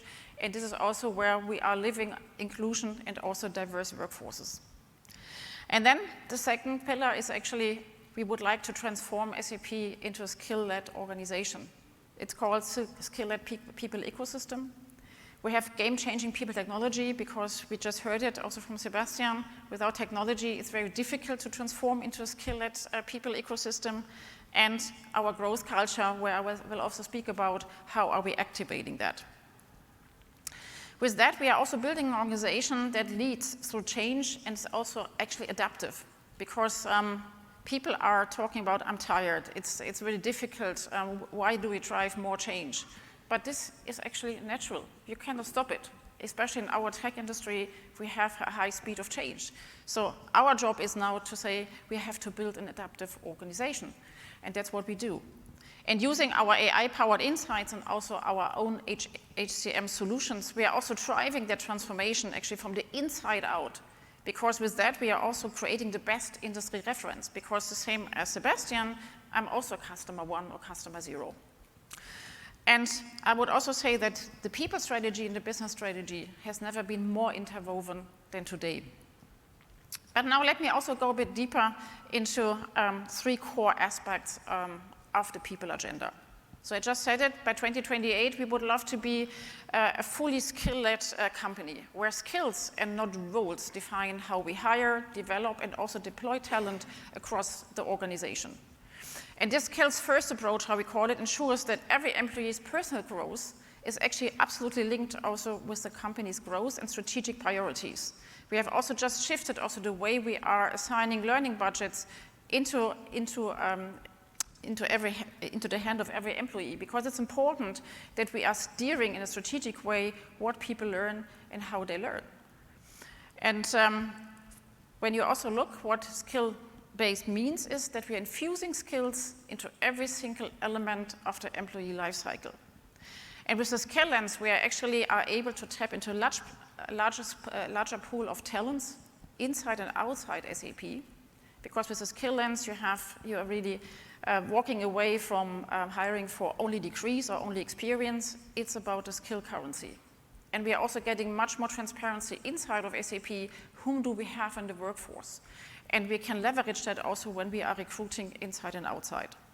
We spoke about strategic workforce management.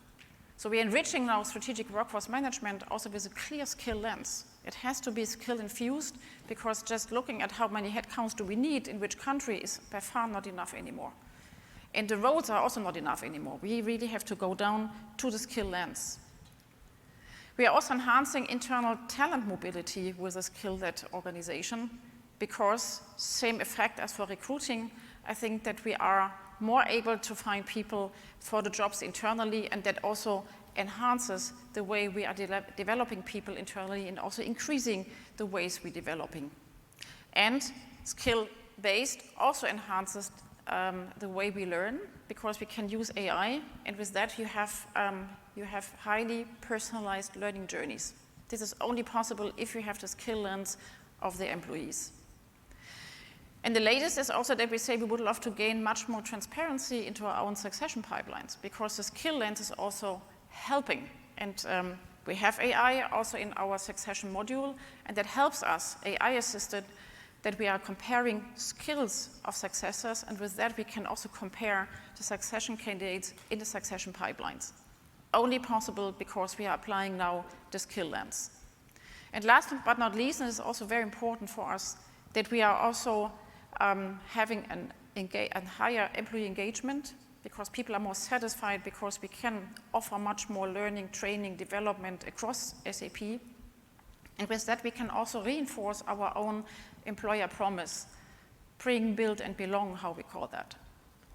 But we're definitely not waiting until 2028 to transform. We have already started, and I think Sebastian spoke about that.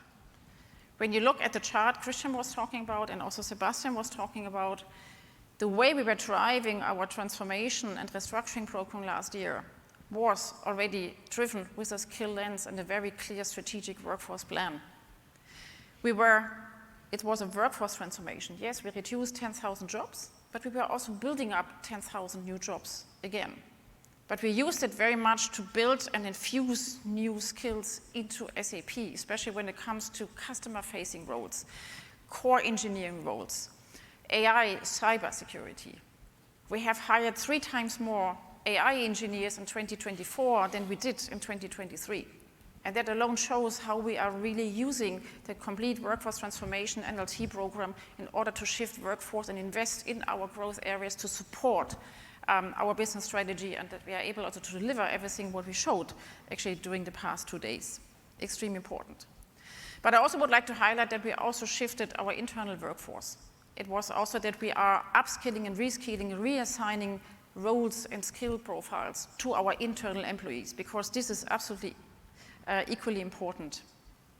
And then, last but not least, we are also now moving very much into that skill-based strategic workforce management.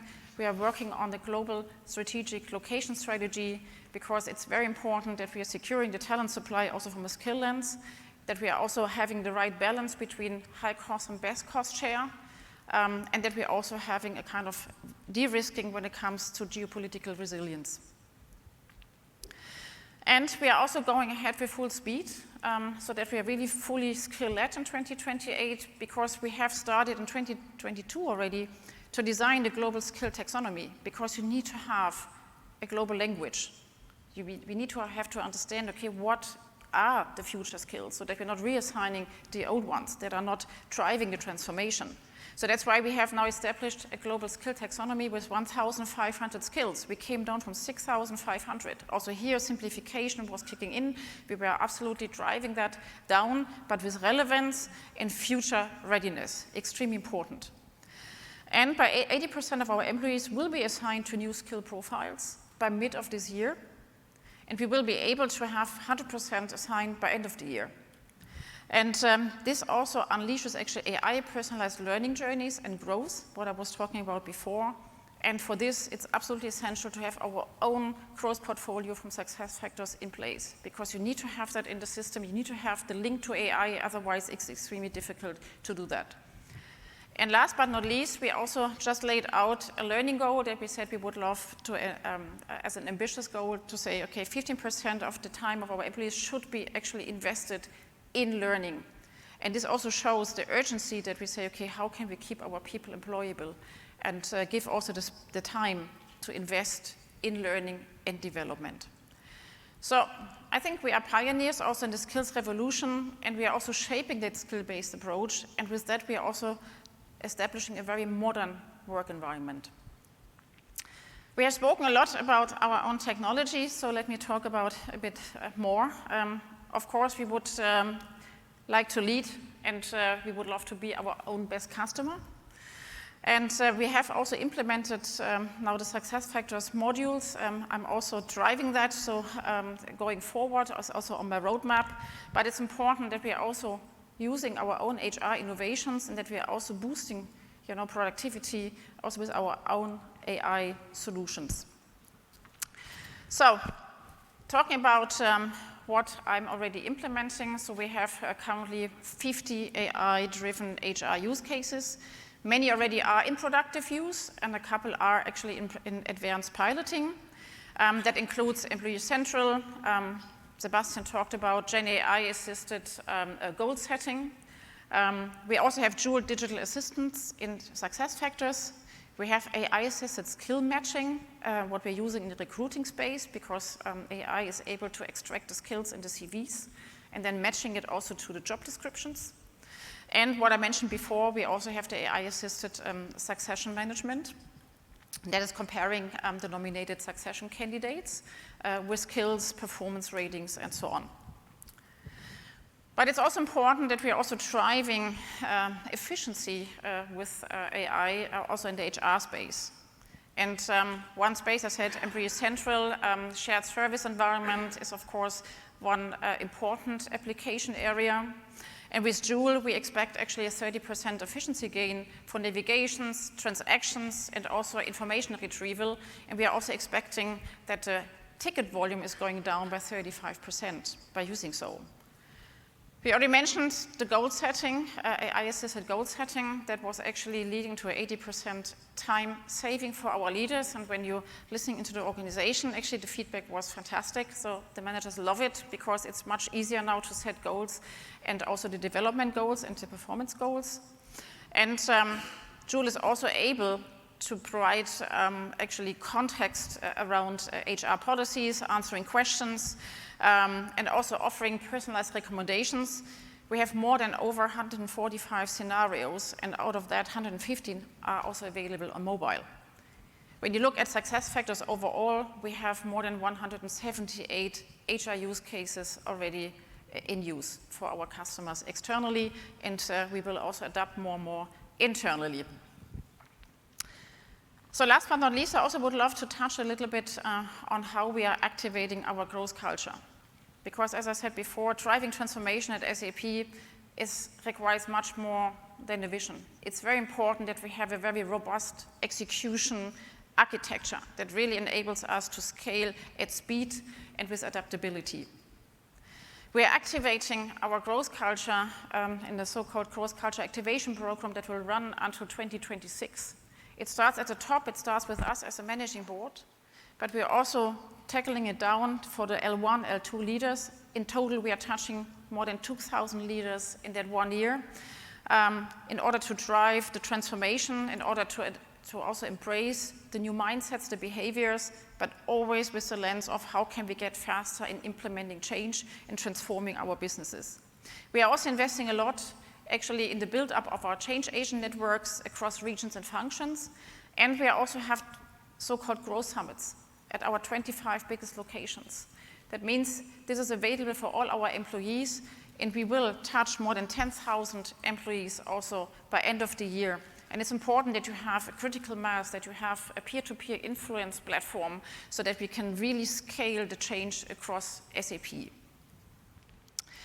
And Christian mentioned it, we are also implementing our new performance management in a very systematic way, because it's important that we're driving accountability and that we're also building that high performance culture. And let me sum up. So our people strategy is the foundation of our transformation. It scales innovation, it also accelerates productivity, and also builds a future-ready workforce. And we are actively building the future with a skill-led people ecosystem, with a growth and performance-focused culture, and a tech-enabled decision-making environment.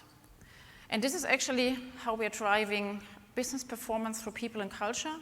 And with that, I would love to hand over to Dominic, who will guide us now through the financial strategy. Thank you.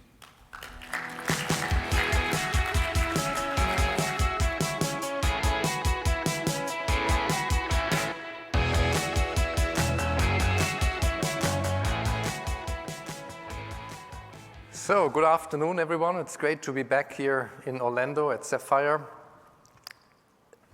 I was thinking back to my early innings in my professional careers when thinking about how to communicate the financial plan. I used to be an investment banker, predominantly working on M&A projects.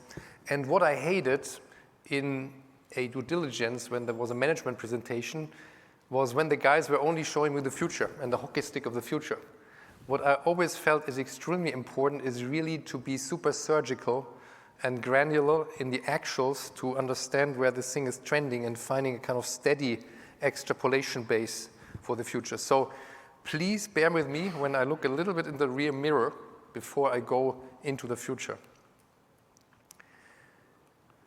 First of all, it's clear that there were some objectives set back in October 2020. This was a very radical change Christian has been driving, and there was quite some skepticism in the early innings about whether it would be achievable to hit the numbers that were set out for the year 2025. So we felt it's a useful exercise to look back and compare the numbers that were communicated back then, quite a while ago, with what we have now in our outlook. So let's start with the cloud revenue, which is of course the driver of our future. The original ambition for 2025 was 22 billion euros, and then we divested Qualtrics. That was a major divestiture, and now we are guiding towards 21.6 to 21.9 billion, which leaves a delta mathematically of 1.6 to 1.9 billion. Now, those who have followed this very closely will say, Dominic, be careful, there was an exchange rate delta. I think back then it was 114, and now the constant currency exchange rate is 108. And yes, there were some puts and takes and minor acquisitions. We divested Litmos, we divested Pioneer, and then there were some tuck-ins. But no matter how you do the math around these sensitivities, you'll figure out that there is a very significant outperformance on top of these puts and takes that we had there. So we can, I think, check off that one. If we move it to total revenue, and that's actually a little bit surprising, the total revenues were actually even benefiting more. Qualtrics divestiture took out 2.3 billion. The update implied was 3.7 billion. And it's interesting to see that basically the outperformance on the total revenues was kind of coming from both ends, both from the software side and from the cloud revenue side. By the way, the 37.4 billion is not an official guidance. What we did here is we took the official guidance midpoint for software and services, for cloud and software, and we added an extremely conservative services number to be sure that this number is kind of achievable. So well secured 3.7 billion upside. Volume is one thing. Now you could be skeptical and say, okay, have you bought growth? Have you been sacrificing the profitability to achieve that growth? Also here the answer is no. We have been actually able to add about 1.3 to 1.6 billion. So the fall through on the incremental revenues is quite healthy. It's actually higher than the average of the business we had guided. So it's accretive. It's accretive also in terms of margin. Where we have been kind of spot on is on the free cash flow, and I know there was a reset on stock-based compensation, which was then also triggering some questions. On the other hand, in the 8 billion we have this year, there is about 700 million restructuring still. So I think we have been also honoring the commitment on free cash flow, but it was admittedly the tightest number to hit. So to cut a long story short, I think we can say that we walk the talk. We say what we do, and then we also do what we say. And of course, it's our combined ambition to continue on that track record going forward. Now, let's start with the more surgical exercise. And here you see a so-called Sankey chart, which I think we've shown before, where we use this a little bit as a structure of our presentation to simply run through the financial statements like you run through a spreadsheet to build the economics here. What I wanted to do to really bring this famous mix effect across is the following. I want to talk about the mix of a cocktail. In a cocktail, you have some alcoholic stuff, and you have stuff that's diluting the alcohol. And what I felt might be useful is just to look at what is really there that's driving our growth. And you would not be surprised to learn that Cloud ERP Suite is driving all our growth. So more than 100% of the growth since several years is coming from Cloud ERP Suite. So that's the good cholesterol, so to speak, or the alcohol in the cocktail. And you see the ratio of that good stuff in the cloud revenues is going up and up and up and faster and faster. So you see that we moved it from a 2x ratio now all the way up in 2024 to almost 5x ratio. And it's actually true that if you take the net of the extension suite and the declining infrastructure as a service business, that's kind of flattish. And this will not change in 25 much. It's kind of not moving the needle. So it's about how can I make sure that the overwhelming share, the fast-growing share of the cloud revenues is Cloud ERP Suite, and then I will be very good on growth. Now let's move it to the total revenue side. There is actually the even more dramatic story. This super high octane good cholesterol is just reaching 0.7 of the stuff that's kind of stagnating. Actually, the non-Cloud ERP Suite has been declining slightly over these years and will continue to do so going forward, maybe even with a slightly faster decline. And here lies the beauty of where we are right now. We are really at that inflection point. If you think about an S-curve, there is a kind of humble beginning. The humble beginning of an S-curve is that you have small doses of the good new stuff which are starting to grow, so they start moving the needle. Then they become bigger and bigger. As they grow bigger, they move the needle massively. But if you then have converted everything, there's not much left. Then you plateau out again.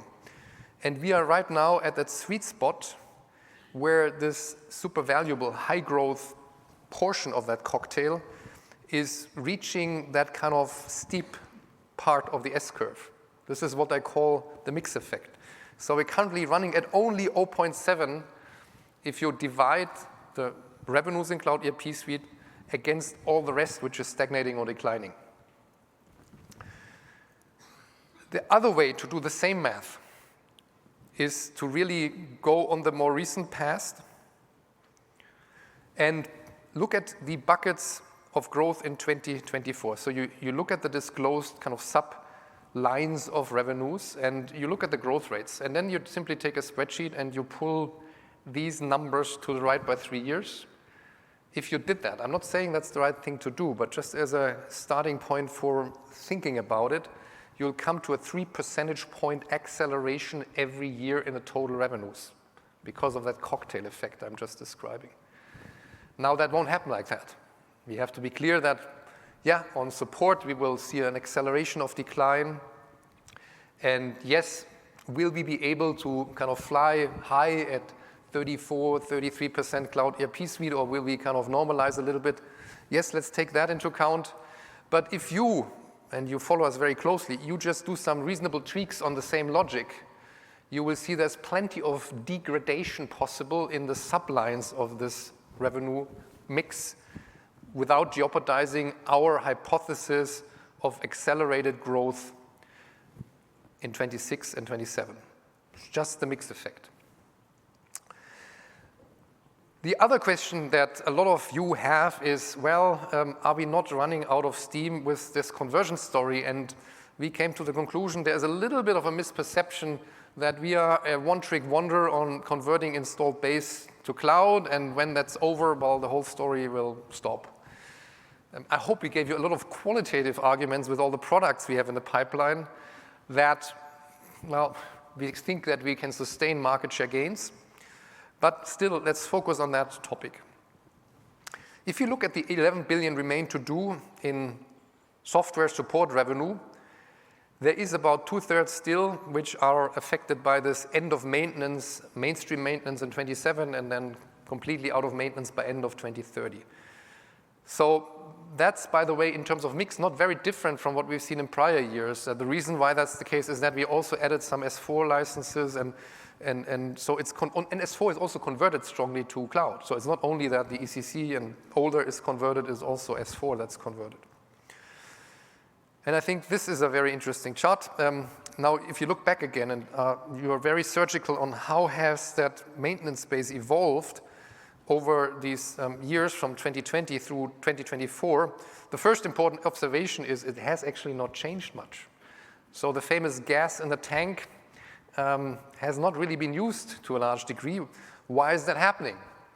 First and foremost, we did sell about 10 billion worth of licenses in that period, which at the typical ratios for support give you a couple billion more.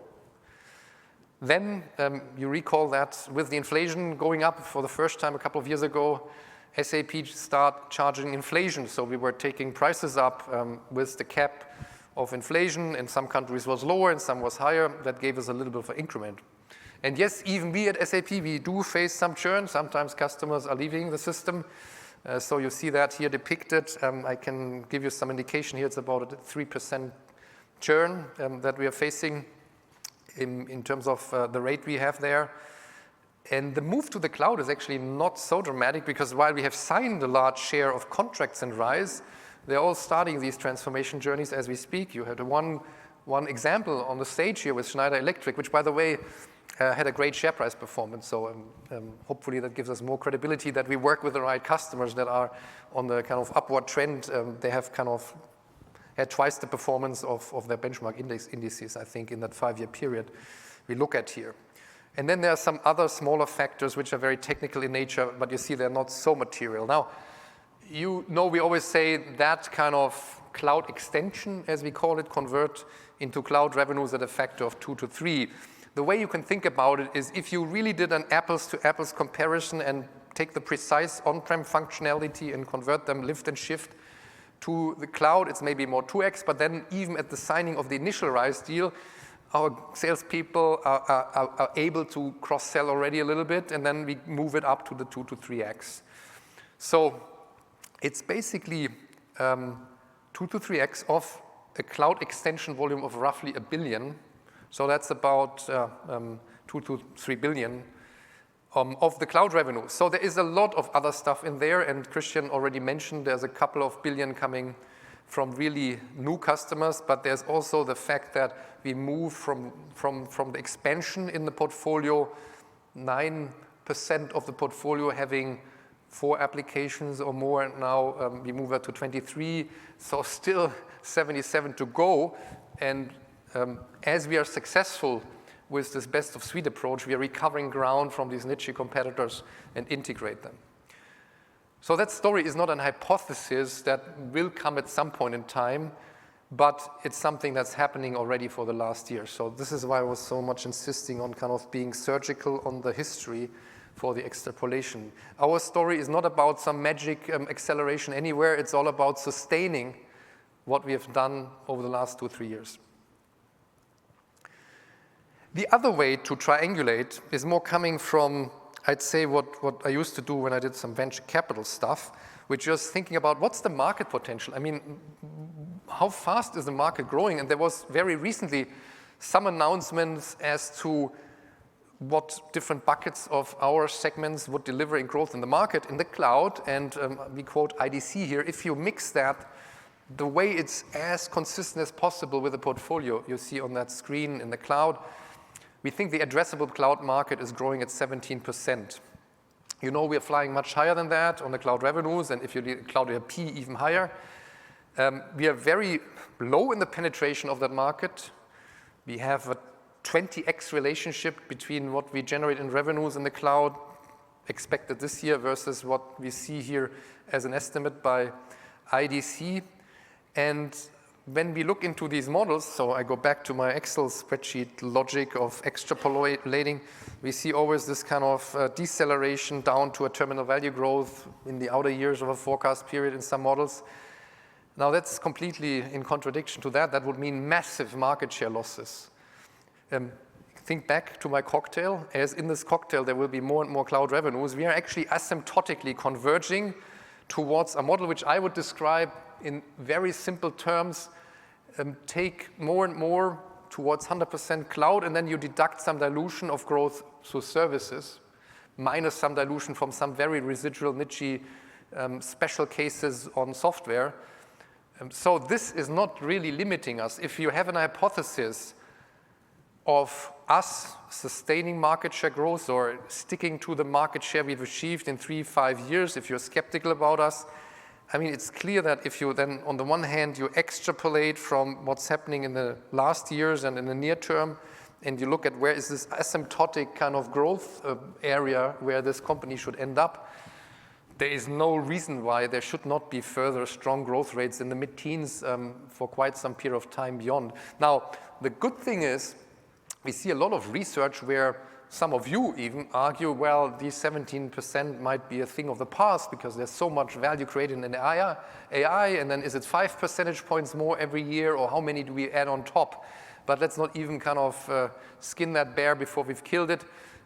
Just to make a long story short, no matter whether you take a very granular extrapolation view or you take like this kind of market view on what type of convergence to the market SAP might get to, it's a very consistent triangulation to get you to similar, sustainable, very significant growth levels. And that's, of course, super important because when we come to the margin, it's all about the operating leverage we can bring to bear. And we have done a lot of heavy lifting over the last couple of years. Sebastian has been super instrumental in that and has explained the myriad of initiatives we are doing on that front.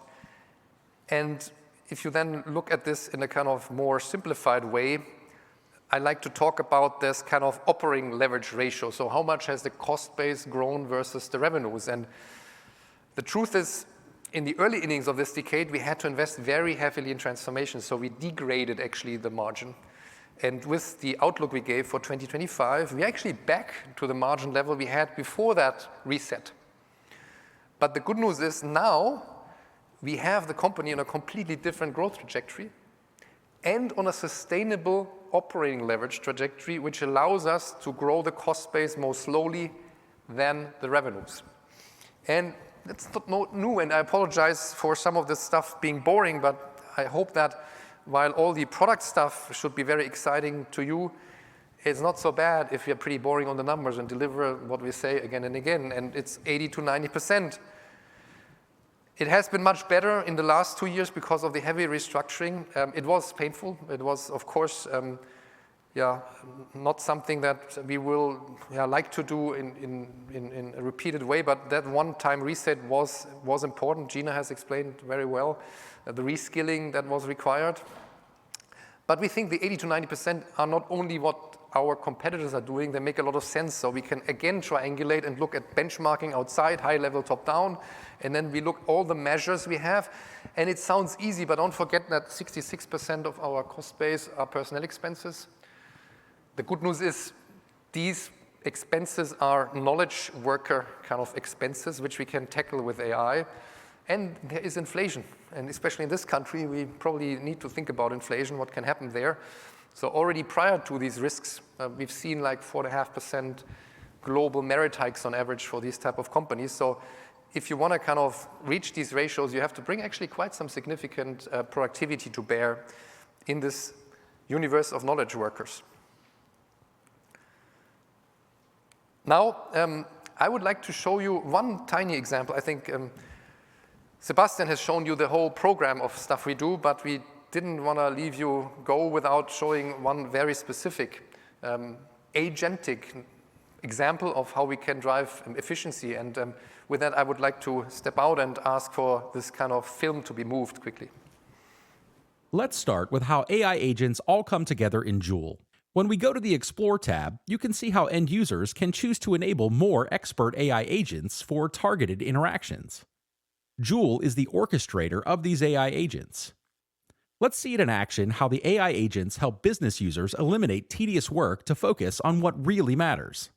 In this example, we're looking at a customer experience agent that communicates with the customer and a cash flow agent that orchestrates the whole flow. And these agents work seamlessly within the SAP system and in the background with Microsoft Copilot. As you can see, I just got a Teams notification with an urgent customer problem. A company was billed for renting drilling equipment, but unfortunately, it arrived a few days late. However, the agents have come up with a solution to resolve this and suggested 2 goodwill gestures that I could also offer the customer. But before I agree, what I want to do is find out what's going on in the background. So I'm going to select Review and see the original mail that they'd sent us. I can see the AI also tells me what the agents did. They laid out a plan, read the customer's email, retrieved information, created a dispute proposal, and many more steps. To see the invoice, we can jump into S4. I want to understand concrete next steps, so I asked Joule to tell us what's actually happening.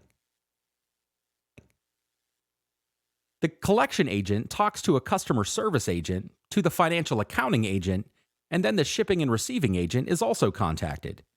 And then the final recommendation is displayed. A process that would usually take hours automated in just a few seconds. With Joule, we can also see the logic, the reasoning, and the sources. And I even get 2 alternative suggestions. That's fantastic. I think I know what to do. Let's accept the resolution and select Goodwill option B. And again, our agents work together to do all of this, creating an email using an LLM. This being said, the human always has the final say.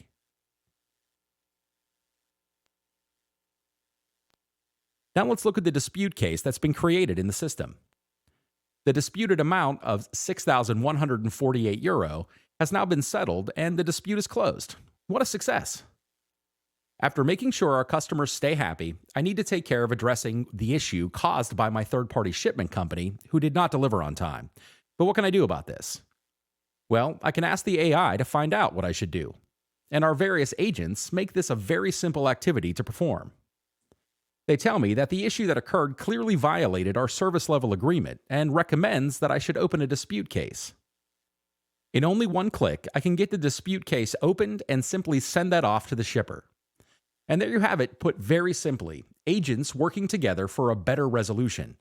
A process that would usually take days or weeks to complete has been solved in just a few minutes.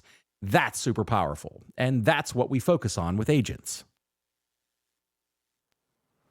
Yeah, why I like this case is that it shows that it's a productivity tool. I mean, you've seen how fast the thing goes as opposed to tedious exploring and then executing several transactions. I'm deeply convinced that the chap in the shared service center who does that today would not jump to the exploration, how can I get my money back from the supplier of the logistics? They won't do that because they're busy and they're happy to have kind of done it. But here it's kind of so much stuck in their face that they should go chase the supplier that has screwed it up. So it's a nice combination of productivity gain, but also superior insights, which is easily executable, so we can create more value for the business by making sure that the money we lost because of the late shipment we can reclaim from the culprit.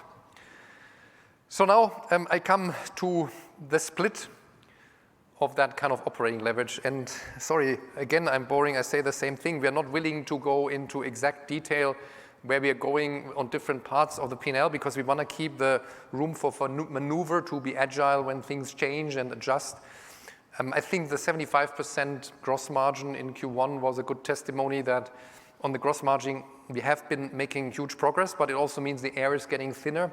So I would say that the lion's share of the margin expansion in that formula, 80 to 90%, is coming more from the OPEX. And there you see that still we believe that on the selling expenses, it's where the biggest fish can be fried to drive the sales ratio down. On research and development, we still see some improvements and also on admin functions. So that's the kind of pecking order, the ranking in terms of where the biggest opportunities lie to further mature the margin. It's becoming relatively tough, frankly, on the gross margin with the extremely fast growth on rise. The air is getting thinner. Of course, there are still some opportunities, but we are more optimistic that it will come out of OPEX. Now, the final piece is maybe the most complex one, which is the free cash flow discussion. And as you all know, in the end, if you think about discounted free cash flow, it's that counts. It's the cash, and it's the compound of the revenue growth, the operating leverage, and the margin expansion as a result of that, and then the conversion down to the bottom line. And I have to admit that the last years have been kind of difficult to follow for people because it looks like a roller coaster. I wanted to give you on that chart actually a nicely depolluted margin where we take the restructuring out and then add the kind of discontinuation of factoring, and we also take care of the fines we've paid. But then my accounting folks have said, if you do that, Dominic, you can start reporting that every quarter, which I'm not intending to do, but you can do that. So I will take you step by step, and then you can do that on your side. So we had in 2024 4.2 billion of free cash flow on a non-IFRS operating profit of 8.2. In that were 2.5 billion of restructuring expenses, which again, we are not contemplating to do every year. In that, a couple hundred million for fines we paid because of the DOJ investigation, South Africa, and a couple of 100 million residual flushing out SAP-induced vendor financing, which is basically selling receivables. Recall, we have done some of that already in 2023, but we've finalized that in 2024. So if you add all that up, that's 2.9 billion on top to come to a kind of underlying rate. And if you now ask me, if I distill the logic out, what's the easy formula to come for the years in the past, in the more recent past, and also the future to a free cash flow?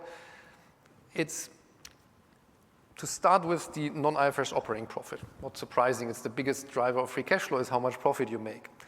Second thing you have to do is to deduct the taxes. And we have been giving a guidance that well, in the mid to long term, we think about 28 to 32%. We have been a little bit higher because of some reasons we explained in detail over the last couple of years, in particular withholding taxes. When we had the restructuring, we were falling into loss-making territory in Germany. So, not surprisingly, tax-affected EBIT to start with. And then there is one piece missing, which we need to take into account, is the delta between the P&L on stock-based compensation and the cash. And that was 1.1 billion in both 2003 and 2004. And my indication is don't expect any wild leaps on that. It will continue to be around 1 billion delta. So we're not talking about P&L or cash out, but the delta between the two will continue to be very roughly around 1 billion. So the formula I would apply if I was in your shoes to simulate what the free cash flow should be in 26, 27, 28, and so forth, would simply to look at the operating profit, take that kind of range of tax rate off, and then add 1 billion back for that delta between stock-based compensation. Isn't that great?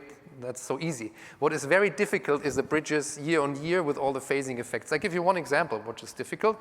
In 2024, we had that big restructuring where we're falling into losses.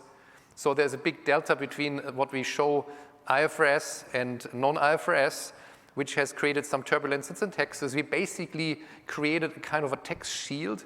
On the other hand, we had withholding taxes, which hit us. So the tax shield from 3.2 billion restructuring expense, which is not in the non-IFRS, in the non-IFRS operating profit, tax shield on 3 billion plus is about 1 billion. Now we also had some non-recoverable withholding taxes, so that was eroded a little bit by that. So that has to be embarked somewhere in the cash flow, and I can give you the guidance that we are still benefiting from tax loss carry forwards in 2025. So there's a little bit of a headwind from taxes in 2025, which is kind of something you could also consider against the 700 million restructuring expense you should take care of. And then there might be phasing topics on stuff like transformation credits, but that's again a pure phasing topic. So whatever we spend there in early years will come back in the later years because it's the P&L versus the cash, and it's a pure phasing mechanism. So I'd say over a longer period of time, using that super simple formula will get you, from my perspective, the best estimate you can have on that final step. Which also means that, frankly, the improvement on free cash flow from now on will come very, very largely from the revenue growth and the compound using the margin expansion. So how does it now all tie into the story that Christian already alluded to on that famous rule of 40? And again, rule of 40 is not magic. We do very granular discounted free cash flow. It's just to make the point that we need to balance the growth and the free cash flow, the profitability. If you do that math for 2026, say, and then also in the future, you see that there is probably some gap. We will probably end up with a reasonable estimate in the mid-30s or so. And then there is a gap of 5 percentage points or so you have to still cover beyond. And if we are not giving you any precise guidance, I mean, the least arrow square estimate is to say, why don't I take half of that from growth and half of that from margin expansion? And then you see that we need to kind of improve on both by a percentage point or so for several years in a row to get there. So that's the kind of framework. Now, how quickly that really goes in the current macro environment is dependent on a lot of factors. When we are growing or containing the cost growth at only 80%, of course, it will come faster than if we are only containing it at 90%. But this is the framework, and this is why the logic of just extrapolating, grinding, doing what we used to do, of having a nice house in a nice neighborhood, a neighborhood where the market is growing at 17% in the cloud, we don't see why this should not be a reasonable ambition to get to that type of level. So with that, I tried to basically give you the financial model in a nutshell.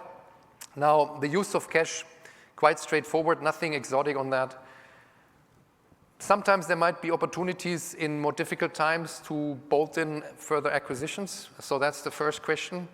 But then we also have to compare that to repurchasing our own shares. I mean, there is also good octane in our own shares, as we try to explain today.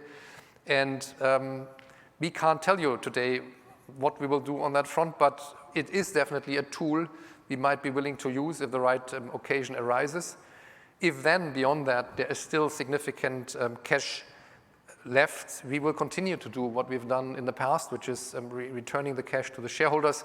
We have a 5 billion program still running, which will complete throughout the end of the year. And I think it's a good opportunity when things are a little bit more iffy to continue doing that. But again, nothing revolutionary on that front. We will continue to have a strong balance sheet, work prudently, keep the flexibility for M&A tuck-ins, but clearly will not hoard cash for the sake of hoarding cash, but return it to shareholders. So that gives us the overall picture that you saw in Christian's part. We closed the loop here, so to speak. We have a resilient business model. We don't need miracles here. We just need to continue grinding, doing the hard work that we've embarked on. We think we have a great product portfolio. You've all seen it here. I hope the tire kicking was useful. And with that, I think we are now breaking to get a little bit of a rest and then reconvene in 10 minutes, if I'm not mistaken. And I think we are still exactly on time, more or less, so that should work. Okay, thank you.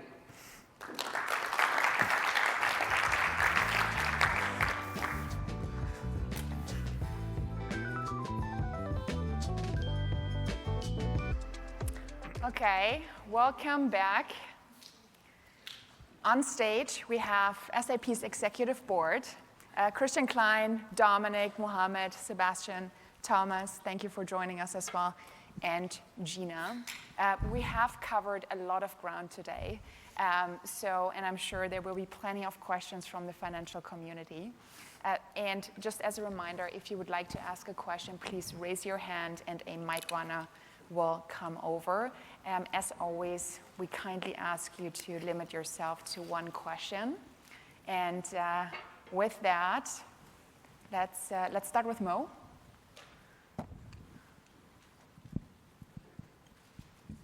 Great. Thank you for the presentations. Very helpful. I had a couple. So maybe if I can start with Christian and maybe for Mohammed as well. Feedback on BDC on the floor has been really outstanding and potentially sort of a game changer for you. But you talked about this sort of combining the best of suite. I thought was a really good analogy versus the best of breed.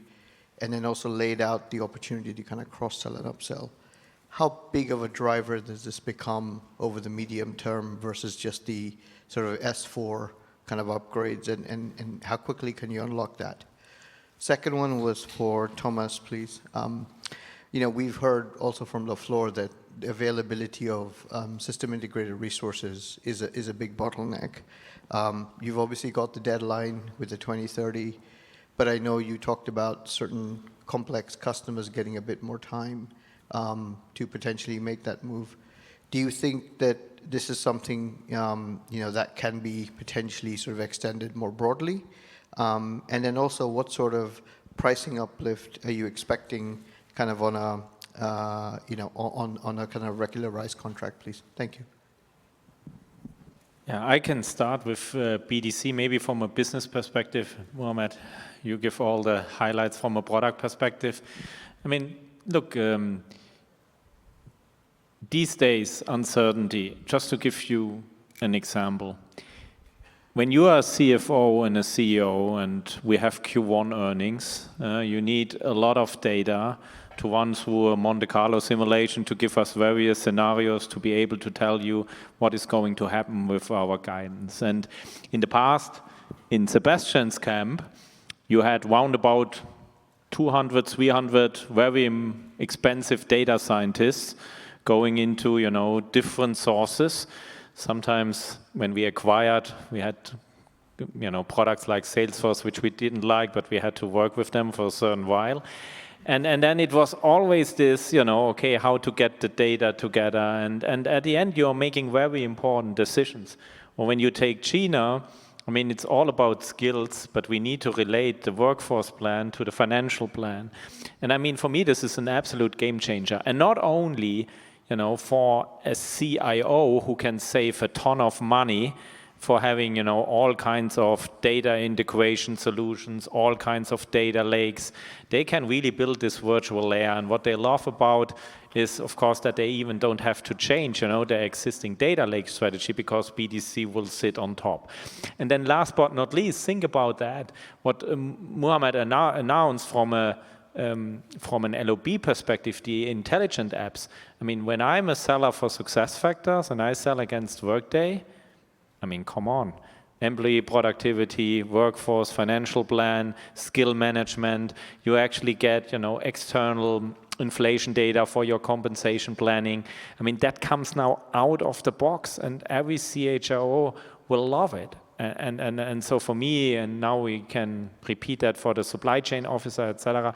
But from a business perspective, I'm not only expecting that this is a huge revenue driver on the BW space, so the IT layer, but definitely will also drive a lot of business in the lines of businesses. And indeed, the feedback is super, super good. And Muhammad, from a product perspective? Yeah, I've got the mic. Oh, yeah. Okay. I think so. I'll add just maybe two quick things. One, while the migration and the upgrade from ECC is very important to us with the Grow and the Rise journeys, the reality is customers aren't waiting for that to happen to make decisions on the LOB side. And we intend to make sure that in the LOBs we want to go win in, we don't lose a single deal on capability or commercial offerings, because as SAP we can go do that. So on the basis of earning that business from that perspective, because that is really what allows, if you remember from the keynote yesterday, customers to sort of melt the iceberg, and that's what's on top of mind for everybody. And not just that, then it amplifies the value of BDC, because then it's more end-to-end as opposed to just one part or two parts of the suite story. And for us, it also then gives us an ability now with the intelligent apps that Christian said, that if you have SuccessFactors, we have an amazing people analytics app for you to also get value from. So it gives us a cross-sell within the LOB and certainly on the sideways as well. So from an innovation and a product focus perspective, it's just extremely critical for me and my organizations, which is why I think last year, if you remember, and even this year, we've talked about AI first, suite first as our strategy. And that's why we have two firsts, not just AI first, because to amplify the value, suite first is critical. All of our investments are very much focused on both of these to light that up. And also to the question about, on the one hand side, SIs, what you mentioned, the SI capacity, but also the second part of the question for the S4 move, respectively, the timeline. First and foremost, I think that you see basically a shortage of SI skills is because we see an acceleration of the S4 moves and the huge wave of projects we see, especially also with RISE with SAP as a vehicle and accelerator to all of that. And that's what the entire ecosystem is benefiting from. And if you analyze the P&Ls of some of the SIs, you clearly will see that the SAP business is the biggest and fastest growing of the SIs. And that's basically a testimony to the success of RISE with SAP, but also the massive move to S4, which is a positive on that sense. To a point how we tackle that one, what you also have seen with Muhammad and Philip, we significantly invest into also AI with Joule for consultants and Joule for developer, quite frankly, to compensate that on that front. And what we for sure have as an ambition to reduce the project time and cost, quite frankly, leveraging AI, leveraging our integrated tool chain, which I've showed in the morning keynote, because fundamentally we can scale faster. It's not about making the SIs happy with more utilization they sell, but actually using tools to accelerate these moves. And that's what we do, and you can be assured, if you think about a traditional end-to-end project with GenAI, test script generation, test automation, if you think about project documentation, all of these phases will be embedded with AI. And we are very bullish that 35% is already a conservative number of how much we can drive down the effort and with that cost of projects. And with that, we can cover more customers overall to do that move. So we consider that a huge opportunity in the advent of AI to drive the acceleration. So that's the one part of the question. Secondly, to that point, what we clearly also see is that we have some super large customers. Let's take a concrete example, actually. Bosch. Bosch is using 350 productive ERP systems. That's what they do. They fully go to RISE with SAP, fully embrace the cloud. But for sure, to migrate 350 systems till 2030 might be a challenge. What we, because we're very customer-oriented, basically worked out is to see, because we cannot extend the maintenance period. The 2030 is not an artificial date. It's a date which is founded in the technology reality that ECC is based on NEDB and has some technology components where we cannot extend the maintenance. What we now set for these customers as a kind of insurance, if they cannot make it by 2030, because all the customers have this ambition to do it by 2030, we will, within RISE with SAP and the change of some of the technology components, be able to provide this security and patching for this till 2033 in that sense, as a kind of period to do the last couple of systems. But by no means that means that anybody will postpone the journey, because they have this ahead of the curve. Because for sure we don't want to see any slowdown and the customers don't have time. But for such a scenario in Bosch, this gives them the vehicle to get into their timelines. And for sure, as you pointed it out and signaled it, for sure this is something where we certainly will see an uplift as well from that, and because for sure we also need to maintain this code line a little bit longer. And that's certainly something where for sure we see an uplift as well in that sense, absolutely. Yeah, can we take the next question from Michael? Thanks very much. It's Michael Turn with Wells Fargo Securities. Great content. Appreciate you hosting. I'm curious if you can speak to the tone and the type of conversations you're having with customers this week. We've referenced fluid environment for what feels like a long time now, but it's also maybe a bit more pronounced here. Whether you're finding things like data cloud or the migration conversation are helping customers prioritize SAP within those conversations. And on the data cloud side specifically, we hear a lot of software vendors out marketing their own solutions around things like data cloud. How do you get your customers to focus in on what you're doing and draw attention towards prioritization there as well? Thank you. I can start. I mean, I had over 20 customer conversations now in the last 2 days, and I just said it to Thomas in the break. What I absolutely love when you're walking here in these customer rooms, you find IT people, but you find head of supply chains, you find CFOs, you find HR people here, and they saw the iceberg of Muhammad and they said, oh, it's so clear. I mean, do I want to hit this iceberg? And I mean, I'm smiling, yeah, because it was really a battle, I have to admit, yeah, in 4 or 5 years ago to make our platform and the portfolio way more cohesive. But the customers feel it, and when we now can even say we give you a modular suite as a service, and we manage even the integration for you. I mean, this is music to the ears for any CIO. And so I have to say, I mean, I had talks down there, wise. But then, okay, where do we start and how can we replace, some best of breed sitting in the manufacturing space or in the planning space? And then comes Stefan de Basre in, formerly 09, and talks about, how well everything is connected to procurement and to finance. I mean, that is, in the meantime, it's not only a nice story, it works beautifully. And then on the BDC side, I guess why you're also seeing such good feedback is, I said it in the morning to a customer, yeah, when you take Salesforce, yeah, and again, it was not a pleasure to use this solution, but we had it. So then we had a contact, and then we had an opportunity, and you create an opportunity, but it's a loose number. It doesn't mean anything commercially. the quote, it becomes a little bit tighter, but then you send out the order, and here we are. And the order is a binding object because the revenue realization, the contract, everything is related to this customer master. And so you can't come around when you're building your data module, even when it comes to the customer, where you maybe have another company in mind, you cannot circumvent SAP. And when we talk about the material, the supplier, the employee, the payroll, I mean, that's all SAP. And now we are saying, hey, we are making really a big step. You know what? We are sharing our data module, a big thing, heavily debated, but in a BDC environment. And that is, of course, now really leading to the fact that, hey, now I really have a customer 360. Now really my agents can talk not only SAP CX, but also non-SAP CX data.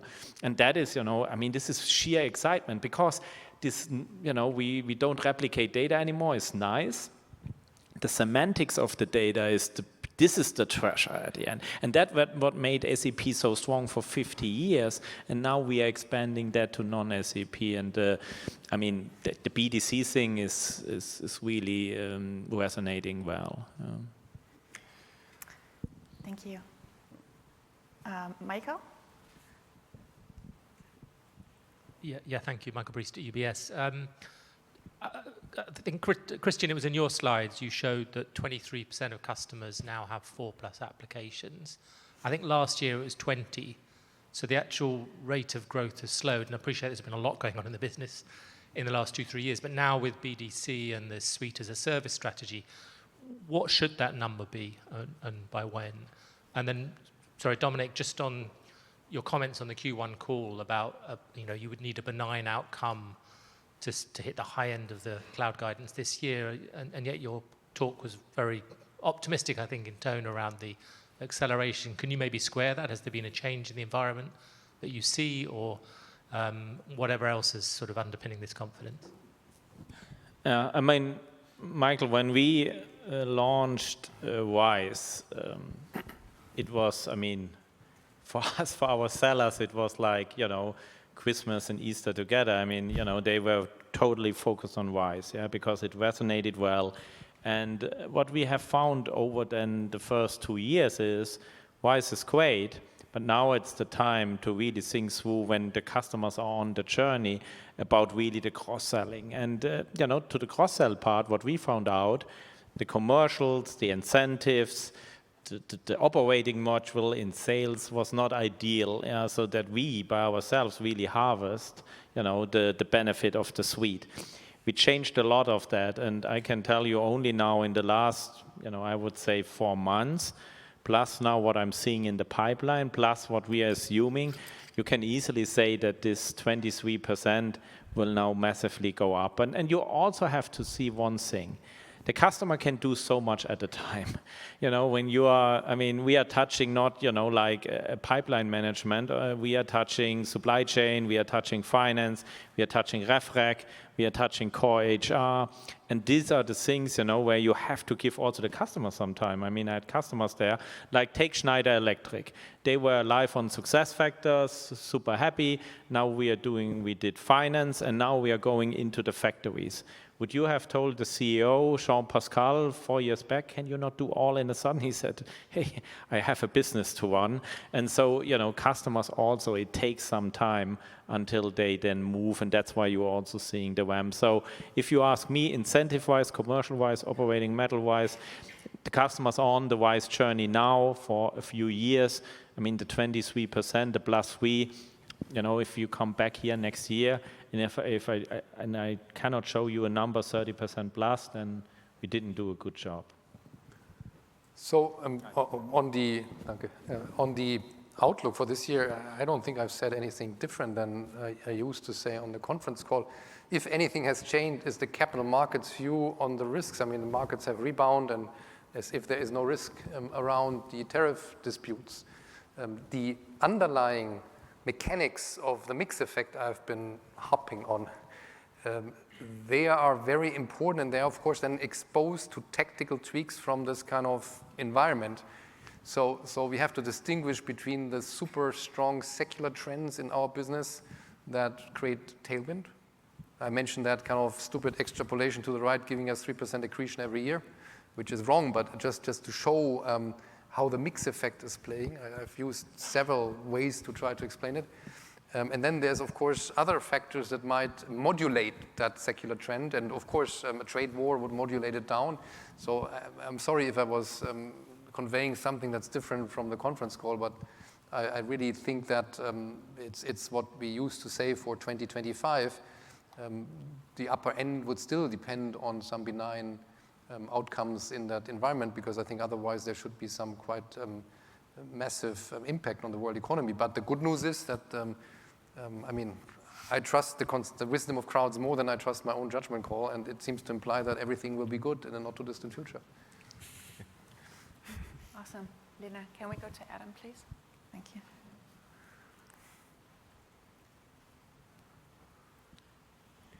Thanks. Maybe just first of all, on the OpEx side, obviously one of the big transformations is going on in the sales and marketing department. I guess a lot of investors here will have seen Salesforce transformations, other software companies. I think we can all see why you want to do it and the cost benefits and efficiency benefits that can happen. But while you execute on that, it can bring execution risks in the field. Could you just talk a little bit about how you mitigate that, how much change is going on with the actual account execs versus people, sitting in roles behind that, and just how you manage through that? And then I guess, kind of, other HR question, maybe for Gina, on the next kind of 10,000 people that you look to hire, what kind of skills and seniority and location will you be looking to do that in, and how will that be different from what you've been doing in the past, which again, I guess also goes to the transformation of the company? Thank you. It's Adam, huh? Do I say Adam? Huh? Yes. Yeah. My eyes are blurry here. Getting a little bit older. So look, on the go-to-market, I mean, obviously, I get why you're asking that question. Yeah, you have to strike the balance between we now need to finally transform versus you have to deliver numbers. And I feel we're finding a good middle ground. I mean, if you have seen Jan today on stage, I hope you have seen a leader where customers can trust that he, first of all, understands industry, understands product, and really is interested in, making the customer's life and super successful. And I have seen him in his other role, and there always what he talked about was adoption. How do the customers expand? And so he's, he has the right mindset. And of course, when you then look throughout the organization, do we need to have here and there some more surgical changes? Absolutely. I mean, leaders in the go-to-market space who don't trust our partners, our resellers, they don't have a home anymore in SAP, and we made this crystal clear. When we assign territories to the resellers, this must be territories where they can also win, because only when they can win, they will invest into SAP. It's actually a quite easy formula.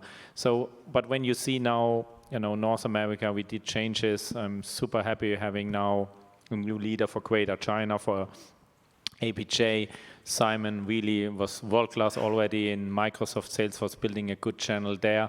So I really feel at the top of the house, we have now the leadership in place to win, to even more win. And now when you see about the people, the sellers on the ground, I mean, continuous learning, it's not, what we're saying here, I can tell you. We definitely raise the bar, because we want to see, the suite in action, and everyone should be able to explain it, show it, demo it. The value engineer, same thing. And then when it comes to the adoption side, together with Thomas, obviously, we are now making sure that all of the tools you're seeing down there, which are so well integrated, are being used live with the customers. And then the second piece is, maybe on the last thing, what we are now driving is, of course, I mean, we talk a lot about performance management. I mean, we are performance managed, but what we definitely also want to make sure that we are helping people on learning, but we, of course, also then, especially on the leadership side, we of course also raise the bar and say, hey, for example, take Muhammad's team. I mean, I'm absolutely excited when you see Muhammad talking about outside in, and that's the mentality what we have now on the product side, these kind of GMs, what you need to win in a certain line of business, and that's what we are now actually translating in all parts of the organization. And so with the go-to-market side, we made some good necessary changes at the top. that Sebastian is driving the transformation on the segmentation of the partners, the resellers. They are now way more on board. So if you would ask me, we did it with the right doses to really, on the one hand side, transform, on the other side, still delivering numbers. And maybe just to add, I mean, we didn't pull a rabbit out of a hat here. I mean, we really piloted a lot of these changes throughout 2024. We tested partner-driven territories in several market units. We tested the new segmentation approach. It's a program that we called Next Level Adoption and Consumption, the new account structures. We had, for example, all of Germany, who had last year a fantastic year, completely live on this new operating model, new role profiles, new segmentation. So we really, it's not something we just like January 1st, we said, here's a surprise, dear team. And then we really put a huge focus on enablement. We had all of our teams in every region. Us were personally there, bringing all of them together to learn across all roles and go to market, learn, understand, teach them the new way, the new incentives. And I have a good feeling that this is, and of course we constantly now monitor and adjust as we go. Yeah, when it comes to the location strategy and also the hiring mix, it depends very much on which function we are looking at, right? It might look differently when Dominik and I are hiring, because when it comes more to operations functions, or also Sebastian, right? Then we are looking, okay, more into the best cost share, where we also have our hubs already today. Argentina, for example, we have Philippines, so this is where we have, or Prague, where we have our shared service centers. But when it comes to AI, for example, and AI, machine learning, cybersecurity, those are highly specific skills. And when you see where we are hiring, this is Germany, for example. This is also Singapore, right? We are also going to higher cost countries, because there are specific skills you only find in high cost countries. It's very difficult to build them up in low cost. Nonetheless, there are very good countries, and this is what we're looking into at the moment, where we find upcoming skills in best cost countries, right? We also have now built a new hub in Vietnam, where we're building up engineering hubs. So it's a mix actually, right? We also have a very clear early talent hiring strategy, where we also just redefined the go-to-market, because I think it's important to be attractive for the new generation, and also hiring into our own academies, because we are also building our own talent when it comes to sales, pre-sales, but also on the engineering side, we are now discussed that. Also on the AI side, we are thinking about building up a new academy. So it really depends. But when I look also into Thomas, enterprise architects, of course, this is a different seniority level, right? So it really, really depends on what job profile you're looking at. Awesome. Let's go to Toby. Yeah, hi, Toby from JP Morgan. Dominik, I just wanted to come back just on the growth. I think you talked about growth rates there in the mid-teens. So just wanted to confirm whether that was for SAP group revenue growth. And does that then mean you're sort of expecting the growth to accelerate up towards that sort of mid-teens territory and then sort of sustain that level? And then maybe just one for Christian. How should we be thinking about the sequencing, of these different growth drivers going forward? When do you think Joule, agentic AI monetization, and BDC can start to become a more meaningful contributor to revenue growth? Okay. So what I've been talking about is the cloud market in the segments we are catering to, which is currently forecast by IDC at around 17%. And then I said, when you haircut that for service dilution at a point in time where you have kind of 10% or so of service revenues, that's the type of growth rate you should have when you grow with the market. And why shouldn't we grow with the market? But of course, there's a long transition period here till we drive all the software revenues out and so forth. But it's just to say that the kind of asymptotic destiny is not in the single digits. It's somewhere else. So this is the way I would like to be understood on that. And and then also look at the extrapolation logic from the near term, you see that we are kind of working our way up, and that we said in 26, 27, we want to add on what we have guided for 2025. So it's what I call that triangulation between where the kind of center of gravity of the market sits and where we're working from the bottom. And that's a reasonable ballpark to think about, yeah. And on the BDC side, look, some first customers already signed deals, contracts, which is good. And looking at the pipeline, definitely, I mean, we see now in half year 2, we will gonna sign more BDC deals, not 10, not 20, let's talk about hundreds of deals. And then I definitely expect Q4, we will reach, of course, already a pretty significant volume. And then for the years to come, I remain now super optimistic that we will not only convert installed base with BW, but that we, of course, upselling also with the intelligent apps, with the data products. And the same, what is also then true for AI, will also then be true for BDC, the data products, the AI tool. When I look into our win-loss, 50% of the deals included AI units. I mean, in 50% of the deals, AI was a main driver for winning over, some best of breed. And if you would ask me, will this go up? This will for sure go up. And now with more and more agents coming, not only having, embedded, but then really having also across processes, agents taking care about quarter ends, about pricing, etc. I mean, I actually expect that this will further go up. And the standard charter is for me then a good piece once when we arrived, landed. I mean, they're now adopting more and more and more. And so over time, you're going to see also the existing customers, hopefully consuming more AI units. But this is the pattern what we already see. And for me, I mean, the most important report about AI is adoption. Yeah, we are super, super laser focused on what do the customers use, which AI use cases are still a little bit tricky to talk to Muhammad, to talk to Thomas about what is about the activation, what about the AI use case, the value. But so far, we are very happy also with the way how we see how the customers consume the AI. Awesome. Maybe let's go to this side. Sven.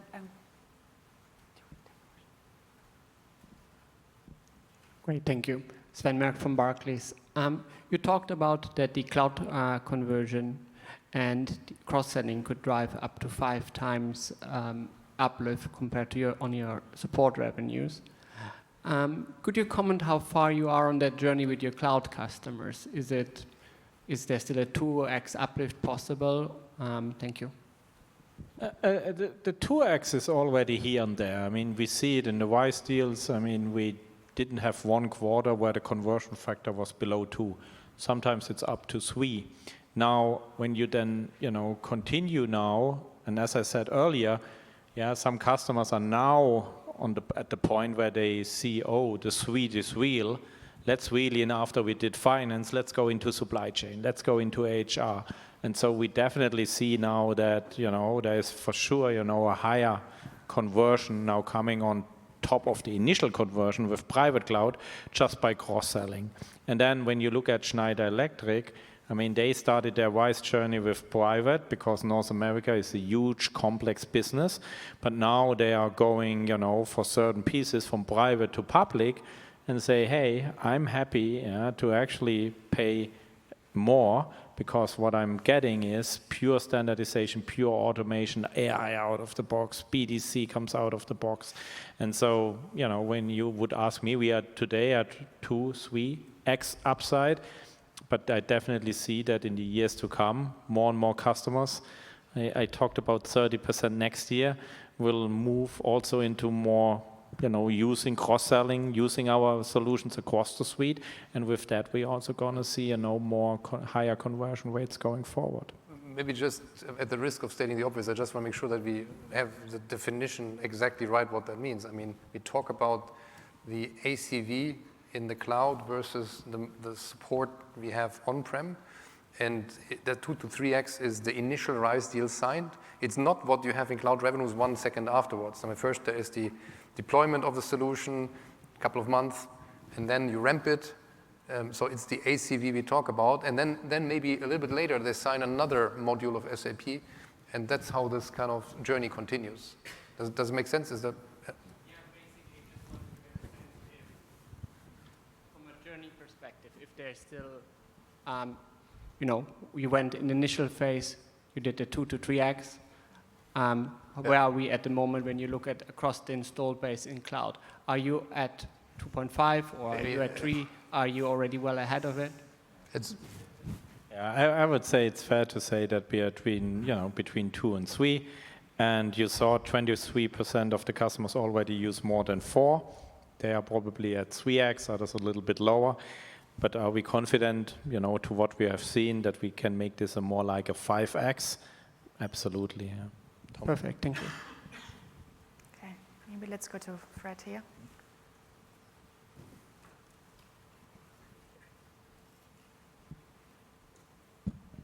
Thank you very much. Fred at Bank of America. Very helpful flow chart around what drove growth in the cloud business in the last couple of years. Looking forward, should we expect a similar split in terms of building blocks of cloud between migration? I guess in the past was more around 20 to 30%, you mentioned today. Cross-sell and upsell, including in AI, and net new contribution. So if you can frame a little bit how you see that, the different drivers in the next couple of years would be great. I mean, there is, of course, a lot of pressure now to do more of the cloud conversions in the coming years because we have the out-of-maintenance windows looming, and that will certainly fuel that. And, of course, the number is also getting bigger, so the comparables are getting bigger. On the other hand, you heard the opportunities around BDC, which is, of course, a new opportunity. It's nothing to do with conversion in some way. And these will be meaningful opportunities when we were discussing that kind of extrapolation from where we currently trend towards the kind of market discounted for some service dilution. You see that the percentage point is a lot. Yeah? I mean, it's a long step in a journey towards that target. And if you think was a percentage point in year 4 or 5 of a reasonable forecast period, you see that, well, if it's a billion business, it's highly accretive. It would add a little bit less than a couple of percentage points of growth. So just to give you some feeling about the dimensions we talk about now, whether this happens in year 4 or year 5, we can't tell you today because these are both the AI and the BDC are emerging products. But clearly, these need to be billion-plus markets at some point in time, and when exactly that happens, we cannot tell and don't want to speculate on today, but it's clearly something that's highly accretive to make that journey towards higher growth rates on the consolidated basis more plausible. Yeah, and as I said before, everything on the go-to-market side is now focused on cloud ERP. The demos, the prototypes, everything what we are building, the incentives, the migration credits, by the way, just to also make that clear. I mean, a customer has one IT budget, and we are believing don't spend 10x on services, rather spend your money on innovation. So we want to take here and there some burden away to say you should not spend your money on commodity services. And to Thomas' point, there are tools out there. When you do it in the right way, it doesn't need to be 10x. You also need less people on the services side. And we are helping you to really then making sure they are adopting more of the suite. And I can share with you next year that we have more of 30% and more customers using more than 4 solutions of SAP as part of the suite. And I guess this is how we are also focusing our sales team, our go-to-market team on the assets where it really matters for the long-term growth of SAP. Right, let's go to Charlie. Hi, thank you. It's Charlie Brennan from Jefferies. Just 2 questions from me. Firstly, the feedback from the floor to me is the AI is great, but the biggest body of work is still shifting ECC customers to S4.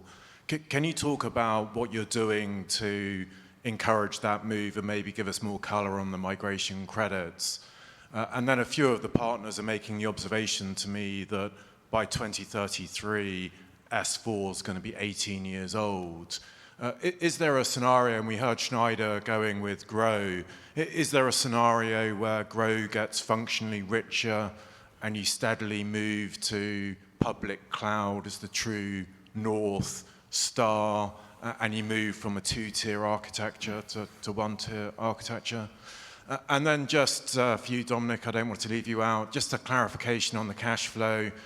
You gave us a very helpful formula to understand cash flow. I think it was EBIT times tax plus 100. Yeah, exactly. That's 1 billion. Are you flagging that 26 and 27 are going to be below that formula due to the phasing of tax and migration credits? Okay, I can start, and Thomas, maybe you can also build on it from an accelerator move. I mean, very important is Wise and Quo have both one destiny. That's the business suite in the public cloud. Now, you have seen Schneider is a very good example. In some places of the world, they can already standardize. In other places of the world, like North America, it takes some more time. The destiny still is to run completely end-to-end business suite in the public cloud. And that is true for all of our Wise customers. Now, you have to see that there are two things which need to happen for that. Obviously, you have to have the mindset. I mean, look at our transformation. If there would be no leadership from the top to tell the teams on how we're going to go to market, about how we price, about how we run as a company in the fulfillment functions, forget about it. You will always stay in, in a highly customized ERP environment because there is no clarity from the top about how you want to run as a company. And here we are helping our customers really actively to say, look, here are our tools, here's our methodology, here is how we would do the change management. And obviously we are working with the ASIs and enabling them to enable this move. Second, on the migration credits, if then customers come to us with the business case and they say, wow, we like the AI, we like the value, we like the ROI, but short term, of course the services costs are pretty high. And this is, where we apply here and there some credits, to make the business case even more sound also on the short term. And this is how we are driving that. And then from a tooling perspective, Thomas, on how, and our last piece, S4. I mean, in the cloud, S4 never gets old, because we are actually now, the customers, they are doing the last ERP upgrade. From that on, when we did the fit to standard, we are updating it. And every time you are getting new features, you can buy more AI, you can consume more data products, you can actually, expand, in the suite. But your product will never be old. When I had a large customer down there today, the number one reason is, Christian, what we love the most, we don't do an ERP upgrade ever again. We are always on the latest finance, supply chain, HR solution. And from there, we innovate together so we can come down with our IT spend on services and spend the money where it matters for us on the innovation side. And I think the move from ECC to S4, we always need to look to the specifics of the customer, because fundamentally there are two big different approaches. The one called brownfield, which is basically a conversion of the ECC to S4. That's actually a quick thing. That's super easy, and for sure we also now use actually AI to automate and help with the acceleration of the moves. Then if you talk about a greenfield approach, which means a new basically rollout from the scratch, thinking about business process optimization and standardization, well, that's for sure a different approach. I'll give you a concrete example, because I think concrete examples always help visualize that. Take BMW. BMW is using actually 4 different greenfield templates for finance, for the supply chain, and for the factories. And basically they will, on a brownfield conversion, convert all of their factories at scale, and all together with RISE, with SAP. And that's something where we, for sure, to Christian's point, have the tooling to make that happen. Which means the pure conversion is not a problem at all in the meantime. But for sure, if companies then want to standardize, it's more actually a change management effort on the business side to do that standardization. You mentioned actually the topic about 2-tier and 1-tier. To be precise, for Schneider Electric, this is a tier 1. They will run entire Europe, entire Germany, all of their revenues, all factories, all manufacturing on S/4HANA Public Cloud. So S/4HANA Public Cloud is ready for prime time. Just to make it super clear, it's a strong product which can run a complex company like Schneider Electric without a doubt. And we've proven it. We're live in many of the factories already. So just to be very clear, S/4HANA Public Cloud is ready for prime time in that sense. What you mentioned with the 18 years, I think what you need to recognize also from an architectural point of view with RISE, with SAP, it's not just, if you think about it, the cloud ERP private portion, but we have this modular architecture of our cloud suite, which also means as part of RISE with SAP and basically the offerings which we do, it also includes new cloud capabilities which we put together, but seamlessly integrates based on the work the team is doing and standardizing on the data, which means it's consistently with new innovations, continuous innovation which we drive as part of this cloud offering. It's not just one product which stays, But it already today, if you think about RISE today versus when we launched in 2021, it looks different, and the customer feel that. And I think that's perhaps also something that you feel here on the floor, or would be interested in your feedback, but I think you see it. The customers see that we walk the talk from the last 5 years, how we evolved the product portfolio, how the pieces fit together, and the conversation shifted into how we make it real, how we can help to accelerate to get to this beautiful world which they see. And that's exactly what we want to do with this tooling in that sense. And that's the reason why, to Christian's point, we continuously innovate in the cloud in that sense and take it higher. So to the cash flow, the formula I gave is like a trend line formula. Yeah, so you take the non-IFRS operating profit, you deduct the taxes, and we've given some indication it's between 28 and 32%, and then you add the delta between stock-based compensation, P&L, and cash, which is positive at a tune of very roughly around about $1 billion, and that's the kind of trend line. Of course, there's some noise, and I made some hints that there is a little bit of a kind of adverse noise coming, because what are the elements? I'd say there is the currency. We have basically hedged most of the cash flow for this year at a quite favorable rate. We were lucky that we did it early in the year. And then we have more difficult comms, of course, if the exchange rate stayed where we are today. We have phasing issues on the transformation credit. I want to highlight, though, that it's not that there is some kind of black hole on transformation credit versus P&L in conversion. Over the cycle of the deal, the conversion will be 1, because it's P&L and the cash flow have to tie, but it's front-end loaded if the customers use these credits up front, which we actually want to do, so we're not piling up a bunch of liabilities, so to speak. That's a pure phasing topic, and then you can speculate about the kind of present value impact of how it's phased. And yes, it's true that in 2026, it's probably not an easy year from that perspective, but when there's noise to the downside, we of course create as much noise to the upside we can to compensate.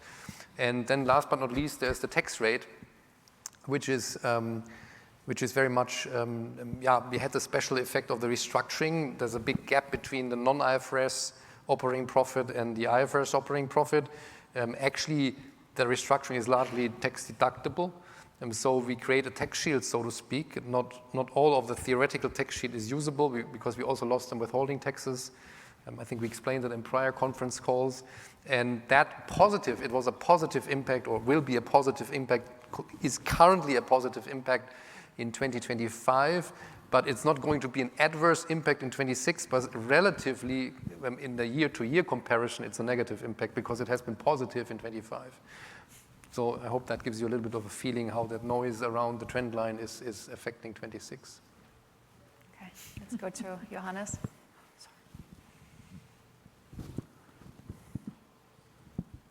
Yeah, thanks, Johannes from Deutsche Bank. I was wondering if we could zoom in a little bit on the SME market opportunity. I mean, Christian, one of your slides, I think you said 60% of your TAM is in SME. If I just very simplistically multiply that by the 450 billion you laid out in another slide, that's a huge market opportunity. So probably one way you can gain a lot of share. How do you really think about that? I mean, with the change that Sebastian has driven now go-to-market, can you really address all of that market? You obviously have been winning some share already, or are there areas where you say, look, the economics don't work for us, or we can't be there for other specific reasons in that particular geography or niche? And then as a second question, maybe for Gina, you've obviously introduced your new people agenda now. If you kind of fast forward a few years, what are the kind of key KPIs you're thinking about to assess if that has been a success? If you could shed a bit of light on that, thank you.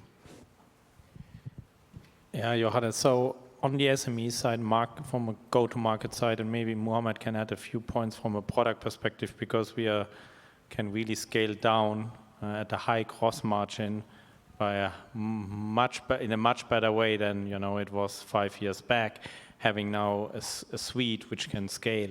Now, from a go-to-market perspective, we have now, we have resellers, we have territories, we have giving them, around about 400 million of bookings this year, which is for them, territories with customers, and that's just the starting point, because that is the market. It's a very big market. We can go easily down to 10, 15 users and have an 80% gross margin. So for us, this is now, of course, a market where we really want to double down, but definitely not with our own salespeople. We need the ecosystem here to scale. Now they get the same learnings, they get the same demos, they get everything. Was not exactly always there in the past, so we do a lot on the enablement side, and then for me, when you look at at Databricks, or when you look at some of the Chinese unicorns who won SAP, or when you look at the BYD when they were way smaller than today, I mean, what they are getting is they are starting with an SME suite where they don't have to do another migration because, suddenly the best of breed can only do 5 countries or 6 countries. No, they have a platform which enables them to scale, up to, 100, over 100 countries. And then last piece, when you wonder, okay, there is now a public cloud, Schneider, and there is a mid-market customer. This is where, we have the industry cloud verticals to make sure the product stays super easy to use also for an SME, while on the platform we extend the capabilities industry-wise, of course also for some bigger customers. And I guess with that, we are really very well now able to set up to also win in the SME space. Well, yeah, I mean, I think the only 2 things I would add is from a product perspective, we're not, from a product perspective, we can scale the segments, if you will. We've got the depth of the capability for the enterprise, the simplicity and the experience for the SME. And certainly we've got some good traction on the Concur business as well in the SME space as well. Customer experience applications, for instance, the TCO is so, I don't know if I could use this technical word, but ridiculously low, that it allows us to do some amazing things from a scale and embedding perspective too. But then the final thing I would ask is we also announced this advanced partnership with Accenture yesterday in the keynote as well, that is now bringing our partners along with some pre-configured templates as well that goes down a bit down market, but still leverages their expertise and their go-to-market as well to go tap into that TAM as well. Yeah, and maybe just to give you a sense of on Monday, always before Sapphire, we do Partner Day. So we had 2,500 partners there. Usually the biggest room, the fullest room is the SI room. This year the fullest room was the reseller room because they really sensed the opportunity. It was packed to the max. They were super excited about, and now I think we need to change the brand perception. We need to create the demand, enable the partners. There are companies like ESA Aerospace, I didn't even know they are live on SAP public cloud because many of these go through indirect, and it's a fantastic opportunity we are all super excited about. When it comes to KPIs, so at the moment I'm also building a complete HR dashboard for every category of the people agenda as we are to roll out and build certain elements. I can't give you now exact numbers, but the areas where I'm looking at, first of all, very important that you're measuring the cultural transformation impact. So I'm doing now cultural transformation since 15 years, and there are clear measurements. So we do a baseline measurement now, so we do a cultural diagnostics, and then you do the intervention. Then after 1 year, 2 years, 3 years, you can really see if you are managing the cultural shift, and there are certain elements in there. So we're measuring also, are we shifting into a collaborative growth culture, how we call it? There are certain behaviors underneath. It also means that you have less resistance in the organization, that we are fast in decision making, and you can measure that. The other element, and this is also related to tear down organizational silos, is that we are trying to rotate our talents. So one measurement is definitely to say, okay, how much talent mobility do we have? Can we increase that with everything what we're implementing? Another big focus area is how we build our leaders. Extremely important. So you will see also KPIs around how healthy is our succession pipeline with the right skills again. And you will always see the skill lens in there because this is extremely important that we are also able to measure our hiring data. Are we able to attract fast enough also the talents? Are we able to keep the talent in the organization? So those are pieces we will measure going forward. Awesome. Unfortunately, we are already up on time. Sorry for that. Thank you so much for joining us online. Thank you to the SAP Executive Board for answering the question. Thanks for Thomas for joining us. And yeah, we're looking forward to seeing you again at our Q2 earnings sprint on July 22nd. Thank you so much. Thanks a lot. Thank you. Thank you.